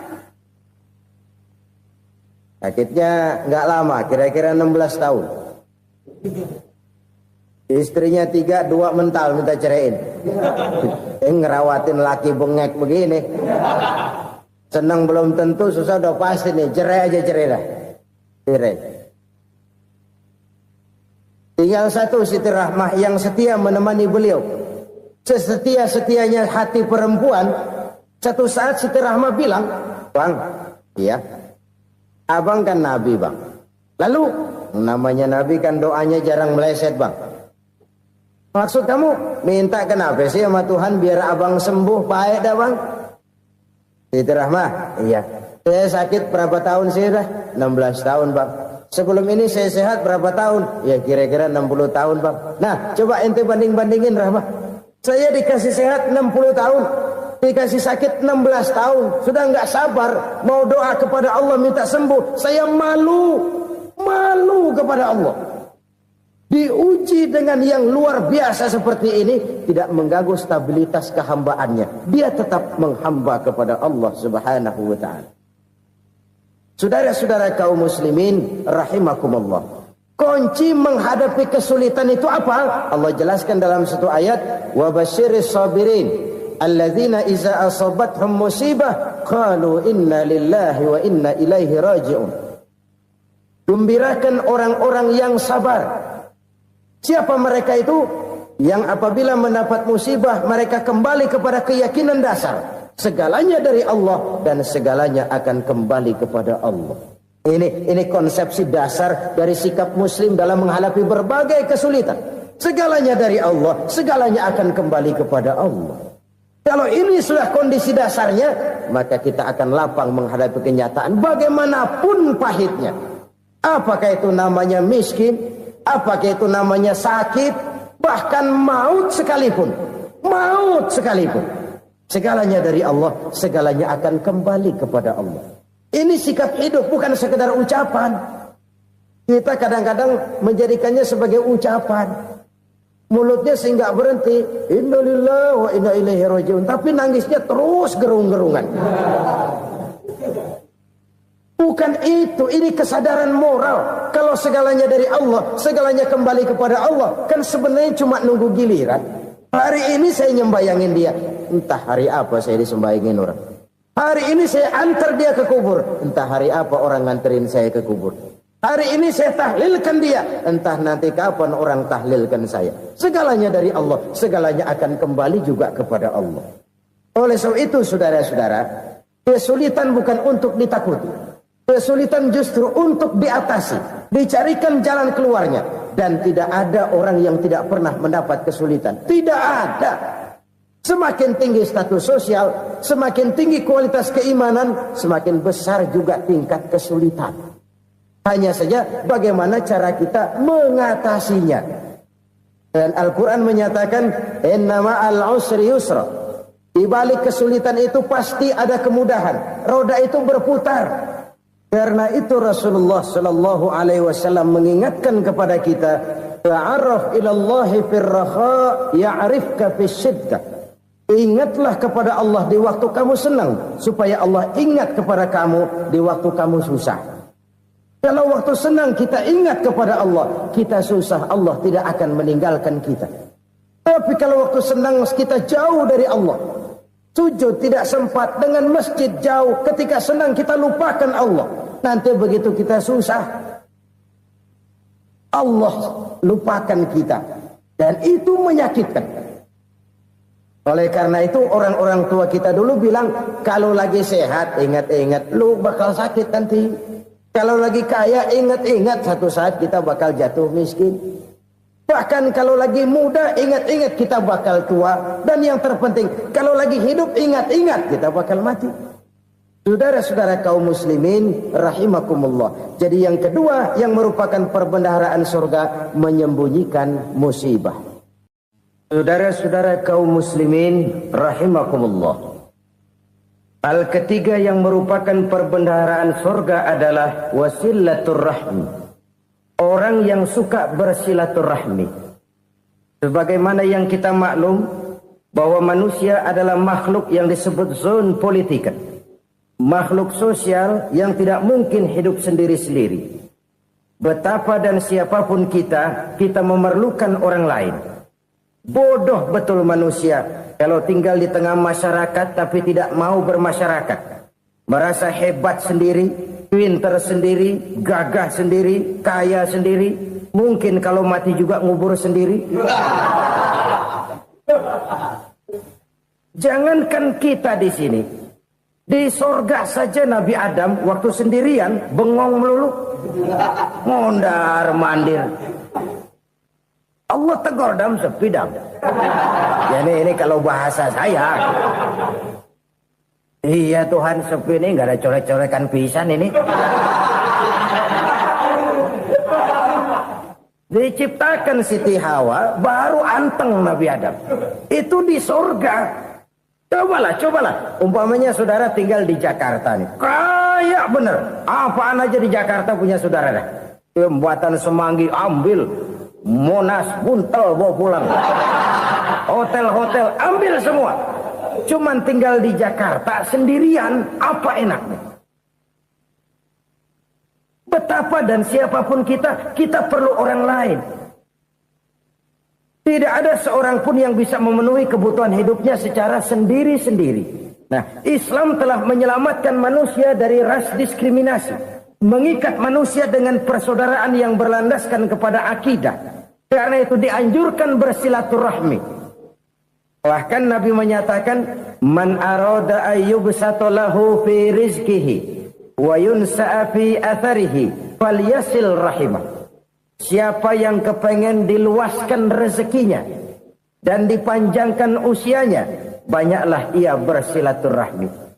Siapa yang kepengen dimudahkan rezekinya, hendaknya ia banyak bersilaturahmi. Kalau banyak teman, kesulitan kan paling tidak ada tempat cerita. Udah susah, sendirian kita pikirin diri, nggak ada tempat tukar pikiran. Cepet banget sama bengek. Dilawan sendiri. Nah, secara makro kita bisa berkata, tidak mungkin ada kemenangan kalau tidak ada kekuatan. Tidak ada kekuatan kalau tidak ada kesatuan dan persatuan. Tidak mungkin ada kesatuan dan persatuan tanpa semangat silaturahmi. Kalau umat Islam mau menang, dia harus kuat. Kalau umat Islam mau kuat, dia harus bersatu. Kalau umat Islam mau bersatu, dia harus membudayakan silaturahmi ini. Bahkan sampai kata Nabi, kalau bisa cari nilai tambah. Apa? Silman qata'ak. Bersilaturahmilah kau kepada orang yang marah denganmu. Masya Allah, indahnya ajaran agama kita. Orang yang marah pun kepada kita, kata Nabi, kalau bisa bersilaturahmilah kepadanya. Kepada orang yang marah itu. Di situ nilai tambah. Cuman jujur nih hadis, ngucapinnya gampang, ngamalinnya yang berat banget. Orang marah sama kita disuruh silaturahmi, ada apa malu? Lu marah, ada gua marahan lagi. Tunggu pikirin. Saudara-saudara kaum muslimin rahimakumullah. Tapi ini yang diajarkan, bahkan ini yang dicontohkan oleh baginda Rasul. Bagaimana begitu mudah, misalnya satu saat Abu Jahal ini ngatur strategi bagaimana bikin Muhammad celaka. Dia gali lubang di depan tempat tidurnya. Dia tutupin daun korma. Terus dia panggil seseorang, ke sini. Kasih tahu Muhammad, pamannya sakit keras, minta ditengokin. Berangkat orang ini ke sana. Muhammad, labbaik. Pamanmu sakit keras, dia minta ditengokin. Baik, saya akan datang menjenguk beliau. Berangkatlah Nabi ke rumah Abu Jahal tanpa prasangka apapun. Abu Jahal udah pasang setil, selimut 3 rangkap setengah dia pakai, persis kayak orang meriang. Tapi sembari ngintip dari balik selimut, Begitu Muhammad buka pintu, nah masuk perangkap nih. Muhammad jalan menuju tempat pembaringan. Makin lama makin dekat, makin lama makin dekat. Makin dekat ke lubang yang dipasang oleh Abu Jahal itu. Dalam hati Abu Jahal, terus dah jatuh, mampus dah lo ini. Mampus lo hari ini nih. Apa yang terjadi? Malaikat Jibril datang. Muhammad, pamanmu cuma pura-pura sakit. Di depan tempat tidurnya ada lubang perangkap supaya kamu jatuh ke situ. Sudah, kamu pulang. Balik kanan Nabi. Sudah hampir jatuh ke lubang, balik kanan, pulang. Bayangin kecewanya Abu Jahal. Muhammad dikit lagi. Enggak paman, saya pulang aja. Emosi bangun dari tempat tidur, enggak sadar kalau lagi pura-pura sakit. Lompat ngejar Nabi, dia lupa dengan lubang yang dia gali. Serak, nyemplung sendiri ke dalam lubang.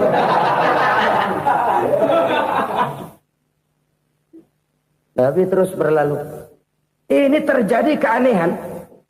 Jatuh ke lubang yang dia gali itu sebenarnya nggak terlalu dalam ya.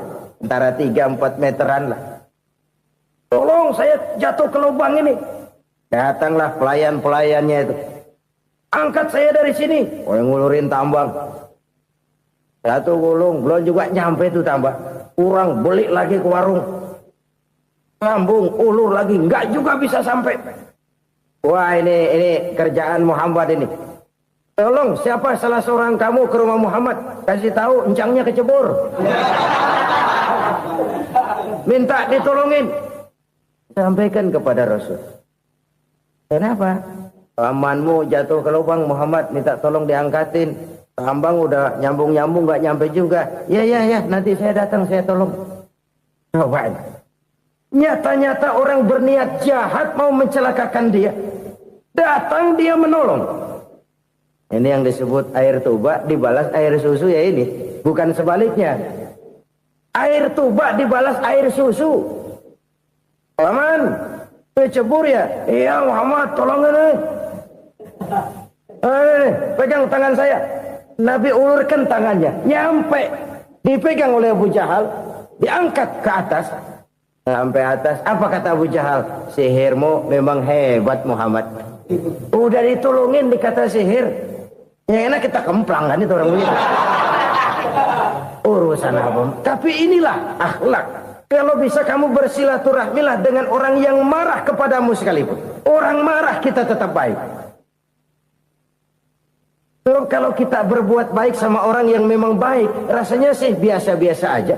Orang baik kita baik lagi, ya draw aja, belum ada nilai tambah di situ. Baru ada nilai tambah kalau kita bisa berbuat baik kepada orang yang nyakitin kita. Itu namanya kita setingkat di atas dia. Dia sakitin kita, kita berbuat baik sama dia. Dia pelit sama kita baik sama dia. Dia marahin kita deketin dia. Di situ kita punya nilai tambah. Jadi siapa yang ingin diluaskan rezekinya kata Nabi dan dipanjangkan umurnya, hendaklah ia banyak-banyak bersilaturahmi. Sederhana sebenarnya silaturahmi, tapi silaturahmi membangkitkan semangat kesatuan dan persatuan. Kesatuan dan persatuan melahirkan kekuatan. Dalam matematika 1 ditambah 1 pasti 2. Tapi di tengah masyarakat, 1 orang takut ditambah 1 orang takut, hasilnya jadi 2 orang setengah berani. Kenapa setengah berani? Karena udah berdua. Tadi pan takut sendirian. Kalau dia kumpul turu-turu takut lah jadi berani. Kita yang lemah, kita yang tidak berdaya, kita yang miskin, kalau mau kompak bersatu, apa yang nggak bisa kita kerjain? Apalagi tinggal di kota besar, pilihan cuma 2. Bertahan atau minggir. Bertahan atau minggir. Untuk bisa bertahan harus mampu bersaing. Untuk mampu bersaing harus punya keahlian. Keahlian harus ditunjang dengan pendidikan, ditambah oleh kekompakan sebagai umat. Udah miskin mencar mulu, orang injek kita. Orang nggak pandang urusan apa yang malu. Oleh karena itu silaturahmi pada hakikatnya merupakan ruh dari ukhuwah yang diajarkan oleh agama kita. Bagaimana Islam menyelamatkan masyarakat manusia dari ras diskriminasi, mengikat manusia, dan tidak ada persaudaraan yang lebih indah selain persaudaraan yang diikat dengan nilai-nilai akidah. Sepanjang orang di jalan Allah, itulah saudara kita. Keluar dia dari jalan Allah, selesailah persaudaraan sampai di situ. Karena itu, kalau ingin menyimpan sesuatu di surga, banyaklah bersilaturahmi. Datang ke rumah ini, datang ke rumah itu, dan lain sebagainya. Itu simpanan kita di akhirat nanti. Ini yang ketiga. Saudara-saudara, yang keempat, perbendaharaan surga itu apa? Wa qawlu la hawla wa la quwwata illa billah. Ucapan la hawla wa la quwwata illa billah. Ibadah kan ada yang berat, modalnya besar. Bangun masjid berat, modalnya besar. Bangun rumah sakit berat, modalnya besar. Ada ibadah yang berat tapi modalnya ringan. Misalnya puasa. Puasa itu berat, mengendalikan nafsu. Kalau sekedar nggak makan nggak minum sih enteng. Mengendalikan nafsu itu jihad terbesar. Tapi kan modalnya ringan, cuma niat saja. Ini ibadah berat, modalnya ringan. Ada ibadah yang ringan, modalnya juga enteng. Seperti termasuk ucapan la haula wa la quwwata illa billah. Tanpa sadar, la haula wa la quwwata illa billah. Nyelengin tuh di surga.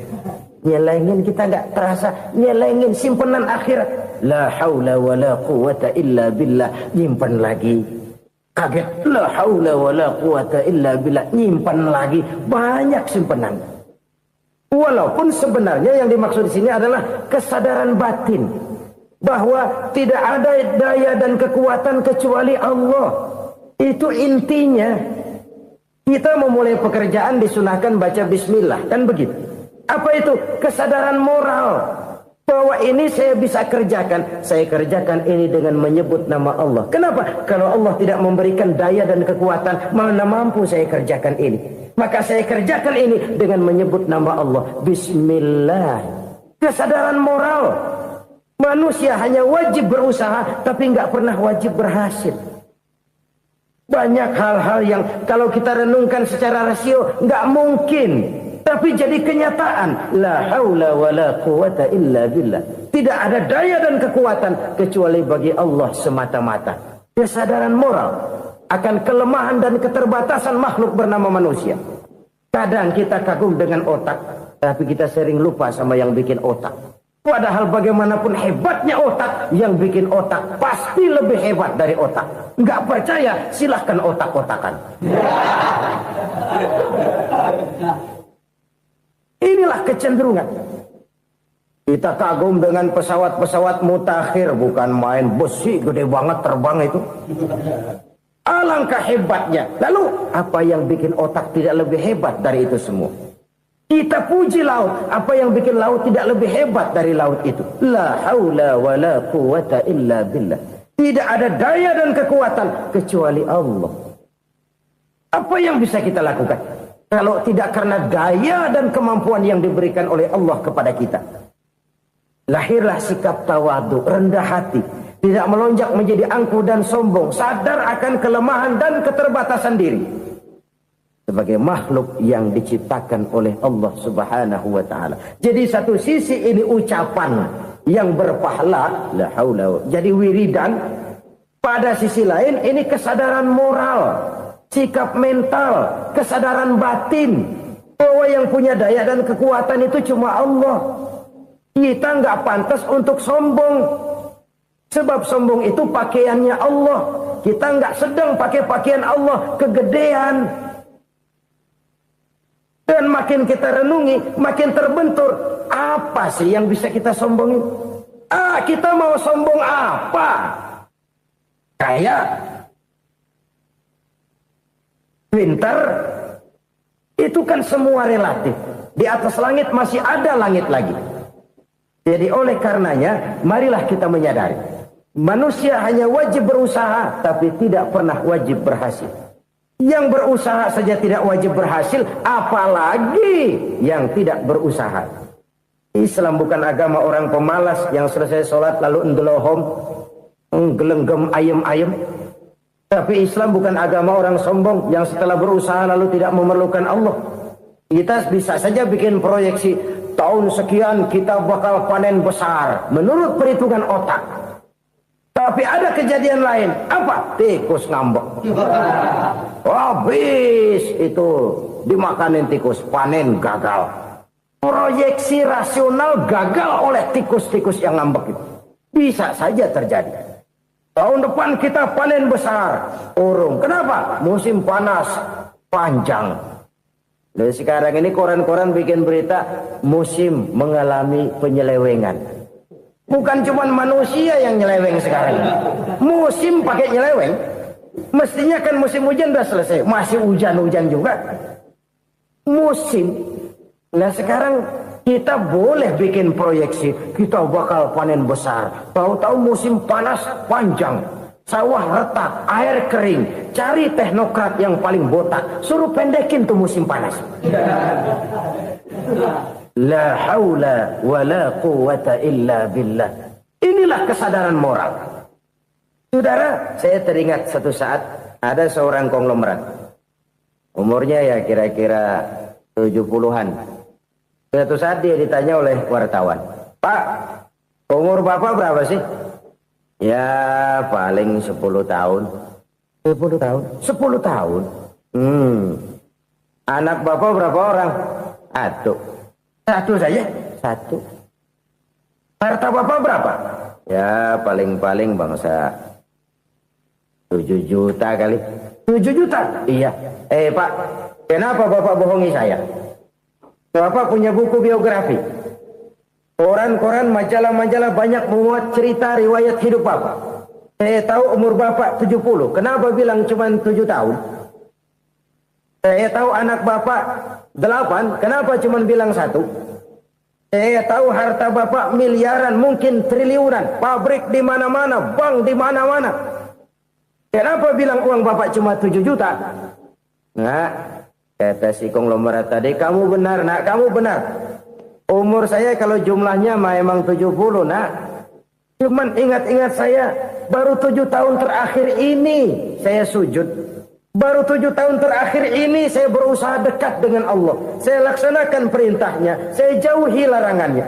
7 tahun inilah rasanya yang ada nilainya di hadapan Allah. Yang 63 tahun matong, kelabu, kelem umur gue.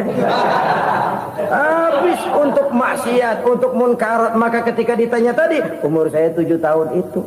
Oh begitu Pak. Oh iya. Lalu anak Pak. Anak Bapak kan 8. Kenapa bilang cuma 1? Nah, kalau jumlah hitungannya memang anak saya 8. Tapi dari 8 orang ini rasanya cuma 1 nih yang bakal jadi buah hati, belahan jantung, pelanjut cerita, penerus sejarah, bakal jadi anak soleh yang akan mendoakan saya.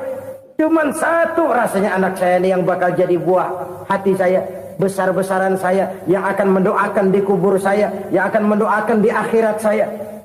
Yang 7 orang mana? Masya Allah, yang satu tenggeng, yang satu nyekek botol mulu, yang itu nggak karu-karuan. Makanya saya bilang 1 anak saya yang akan bisa mendoakan. 7 macam perkara yang merusak akidah dan keimanan, merusak amal perbuatan yang sudah kita kerjakan, merusak sendi-sendi kehidupan sosial, pendek kata merusak segala hal di dalam kehidupan kita. Jauhilah olehmu 7 macam perkara yang merusak. Yang pertama, asyirku billah, menyekutukan Allah subhanahu wa ta'ala. Agama dimulai dari keyakinan, maka kehancuran agama selalu dimulai dari kehancuran keyakinan, iman atau akidah yang dimiliki oleh seseorang. Dan untuk menghancurkan nilai-nilai iman yang kita miliki ini, orang rasanya tidak akan menghantam kita dengan peluru kendali. Orang tidak akan mengirimkan nuklir ke sini. Orang tidak juga akan mengirimkan satuan militernya ke sini. Untuk menghancurkan nilai-nilai iman, dibanjiri kita dengan paham-paham yang merusak dan mendangkalkan akidah, baik ia bernama materialisme, baik ia bernama sekularisme, baik ia bernama banjirnya maksiat dan munkarat, baik ia bernama banjirnya peradaban dan kebudayaan yang menghancurkan moral daripada anak-anak kita, sedikit demi sedikit melenturkan dan melunturkan nilai-nilai keimanan kita, untuk kemudian pada waktunya nilai iman itu akan bertukar dan berganti menjadi nilai syirik kepada Allah Subhanahu wa taala. Atau pada sisi lain menjadikan yang selain Allah sebagai tujuan akhir daripada kehidupan kita. Sedangkan kita sama-sama maklum bahwa di dalam pandangan agama Islam, dosa yang tidak berampun, dosa yang terbesar, termasuk dalam kategori bapak moyangnya dosa, tidak lain adalah syirik, yakni menyekutukan Allah Subhanahu wa ta'ala. Pola penghancuran iman ini memang berstrategi.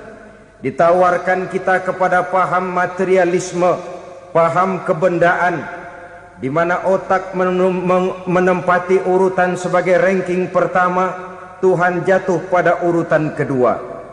Lalu menyusul kepada paham sekularisme, Allah dipisahkan dari seluruh kegiatan hidup ini, untuk pada gilirannya menjadikan yang selain Allah sebagai tujuan akhir daripada seluruh kegiatan hidup kita.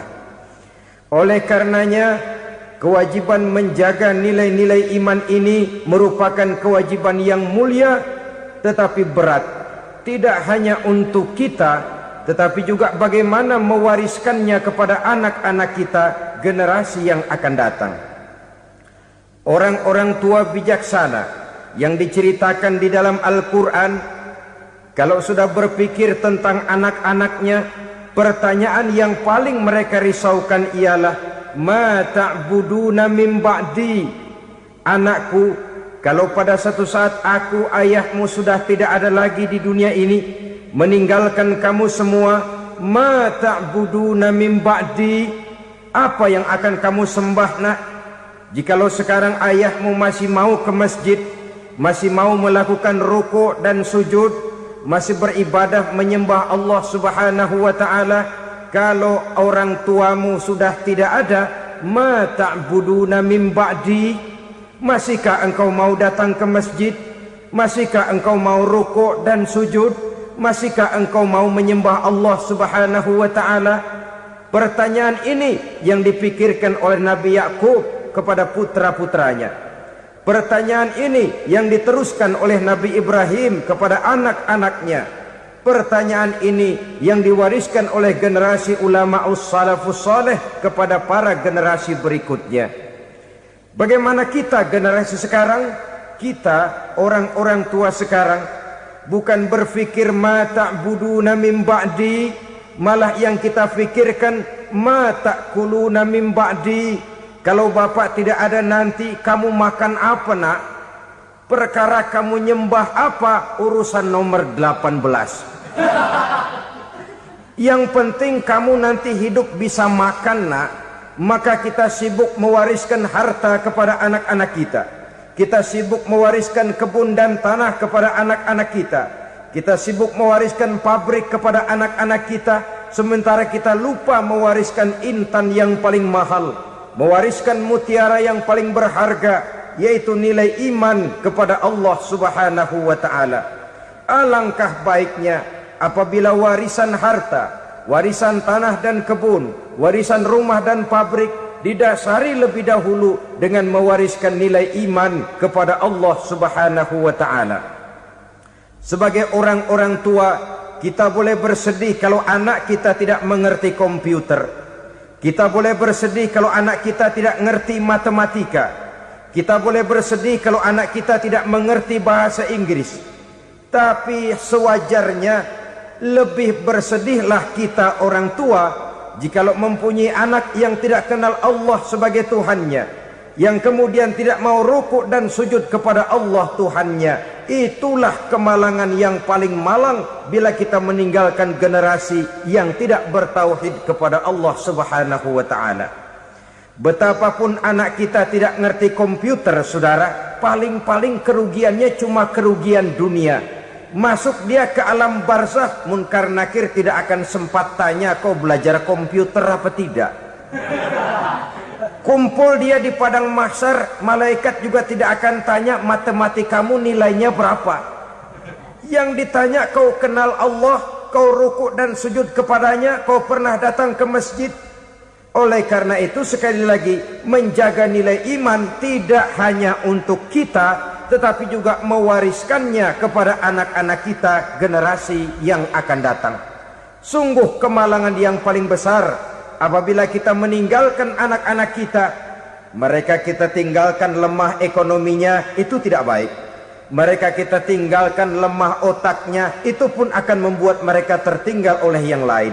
Tapi yang paling celaka, jikalau kita tinggalkan mereka dalam kondisi lemah imannya, rapuh akidahnya, tidak baik dan tidak betul keyakinan hidupnya. Oleh karena itu Nabi berpesan, jauhilah 7 perkara yang merusak. Yang pertama, syirik kepada Allah Subhanahu wa taala. Menyekutukan Allah baik dalam ucapan, dalam keyakinan ataupun dalam perbuatan. Ini perkara pertama yang termasuk 7 perusak besar di dalam kehidupan.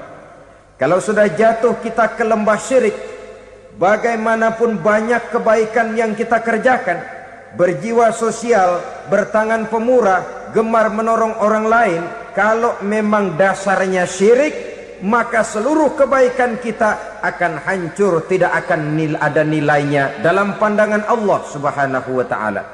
Dalam pandangan manusia mungkin kita dicatat sebagai orang sosial, gemar menolong orang lain, tidak berpangku tangan melihat orang yang mendapat kesulitan, tapi oleh karena dasarnya syirik, dasarnya tidak mentauhidkan Allah, maka seluruh nilai kebaikan yang kita kerjakan tidak akan ada nilainya dalam pandangan Allah Subhanahu wa taala. Maka jagalah iman kita jangan sampai dihinggapi penyakit syirik yang bagaimana kecilnya sekalipun. Sekali lagi, baik syirik dalam bentuk ucapan, syirik dalam bentuk keyakinan, sampai kepada syirik dalam bentuk perbuatan, kita berhindar kepada sifat-sifat yang sedemikian itu. Karena apa? Dalam satu ayat Quran Allah Subhanahu wa taala menjelaskan, innallaha la yaghfiru ayyushraka bih wa yaghfiru ma duna dzalika liman yasha. Allah tidak akan memberi ampun kepada orang-orang yang menyekutukannya, tapi Allah masih mau memberikan ampun kepada dosa-dosa yang selain itu bagi orang-orang yang dikehendakinya. Dosa selain syirik, apabila kita bertaubat, Allah masih mau mengampuni. Tapi kalau sudah jatuh ke tempat syirik, itu sudah dosa yang tidak berampun. Taubatnya tidak lain melepas syirik, kembali kepada tauhid, berkeyakinan bahwa hanya ada Allah Subhanahu wa taala, Tuhan satu-satunya yang lam yalid wa lam yulad wa lam yakul lahu kufuwan ahad. Tidak beranak, tidak pula diperanakkan, dan tidak satupun yang dapat menyerupai Tuhan Allah Subhanahu wa taala. Saudara-saudara kaum muslimin rahimakumullah, bahwa kita di zaman sekarang memang tidak menyembah berhala, ya. Bahwa kita tidak berterang-terangan mengatakan Tuhan lebih dari satu, memang. Bahwa kita tidak berkeyakinan Tuhan itu punya anak atau diperanakkan, tentu. Tapi dalam perbuatan dan i'tiqad kita kadang-kadang jatuh tanpa kita sadari ke tempat yang bernama syirik ini. Oleh karenanya, di zaman di mana teknologi makin canggih, di mana kemajuan pembangunan makin menjangkau berbagai aspek kehidupan, diperlukan keseimbangan antara kemajuan fisik material dengan kemajuan mental spiritual. Apabila tidak ada keseimbangan yang terwujud, tentulah kepincangan.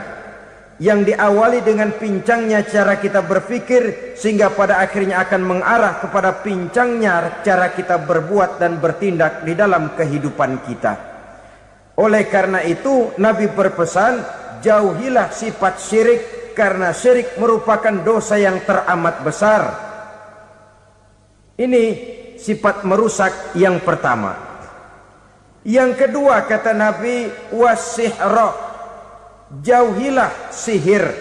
Sihir ini juga termasuk perkara yang merusak kehidupan. Kita semua sama-sama maklum bahwa sihir sebenarnya bukan persoalan baru. Sejak sebelum datang Islam, sihir itu sudah ada. Di zaman Yunani kuno, sihir ada. Di zaman Mesir kuno, di zaman Cina kuno, dan yang lain-lain yang serba kuno, sihir itu sudah ada.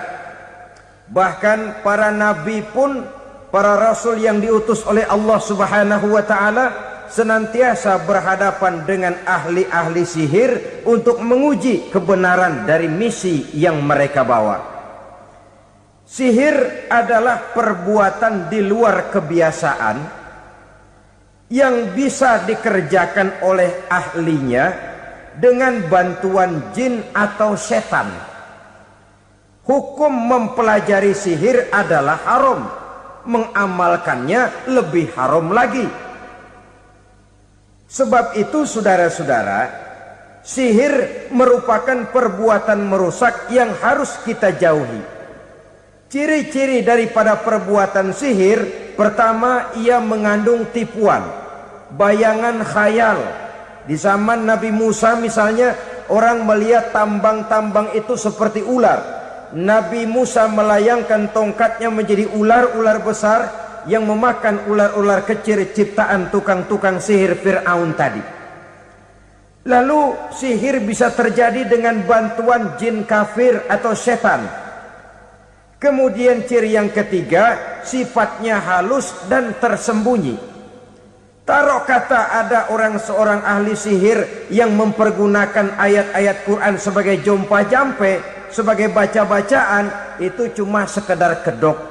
Tujuannya tidak lain menjadikan agama sebagai ketok untuk membenarkan cara yang dimurkai oleh Allah Subhanahu wa ta'ala. Satu hadis yang diriwayatkan oleh Imam Bazar dan Tabrani, Nabi berpesan, laisa minna man tatayyara lahu au takahhana au tukuhhina lahu au sahira lahu. Tidak termasuk ke dalam golonganku, kata Nabi. Tidak termasuk umatku. Siapa mereka? Man tatayyara lahu, orang yang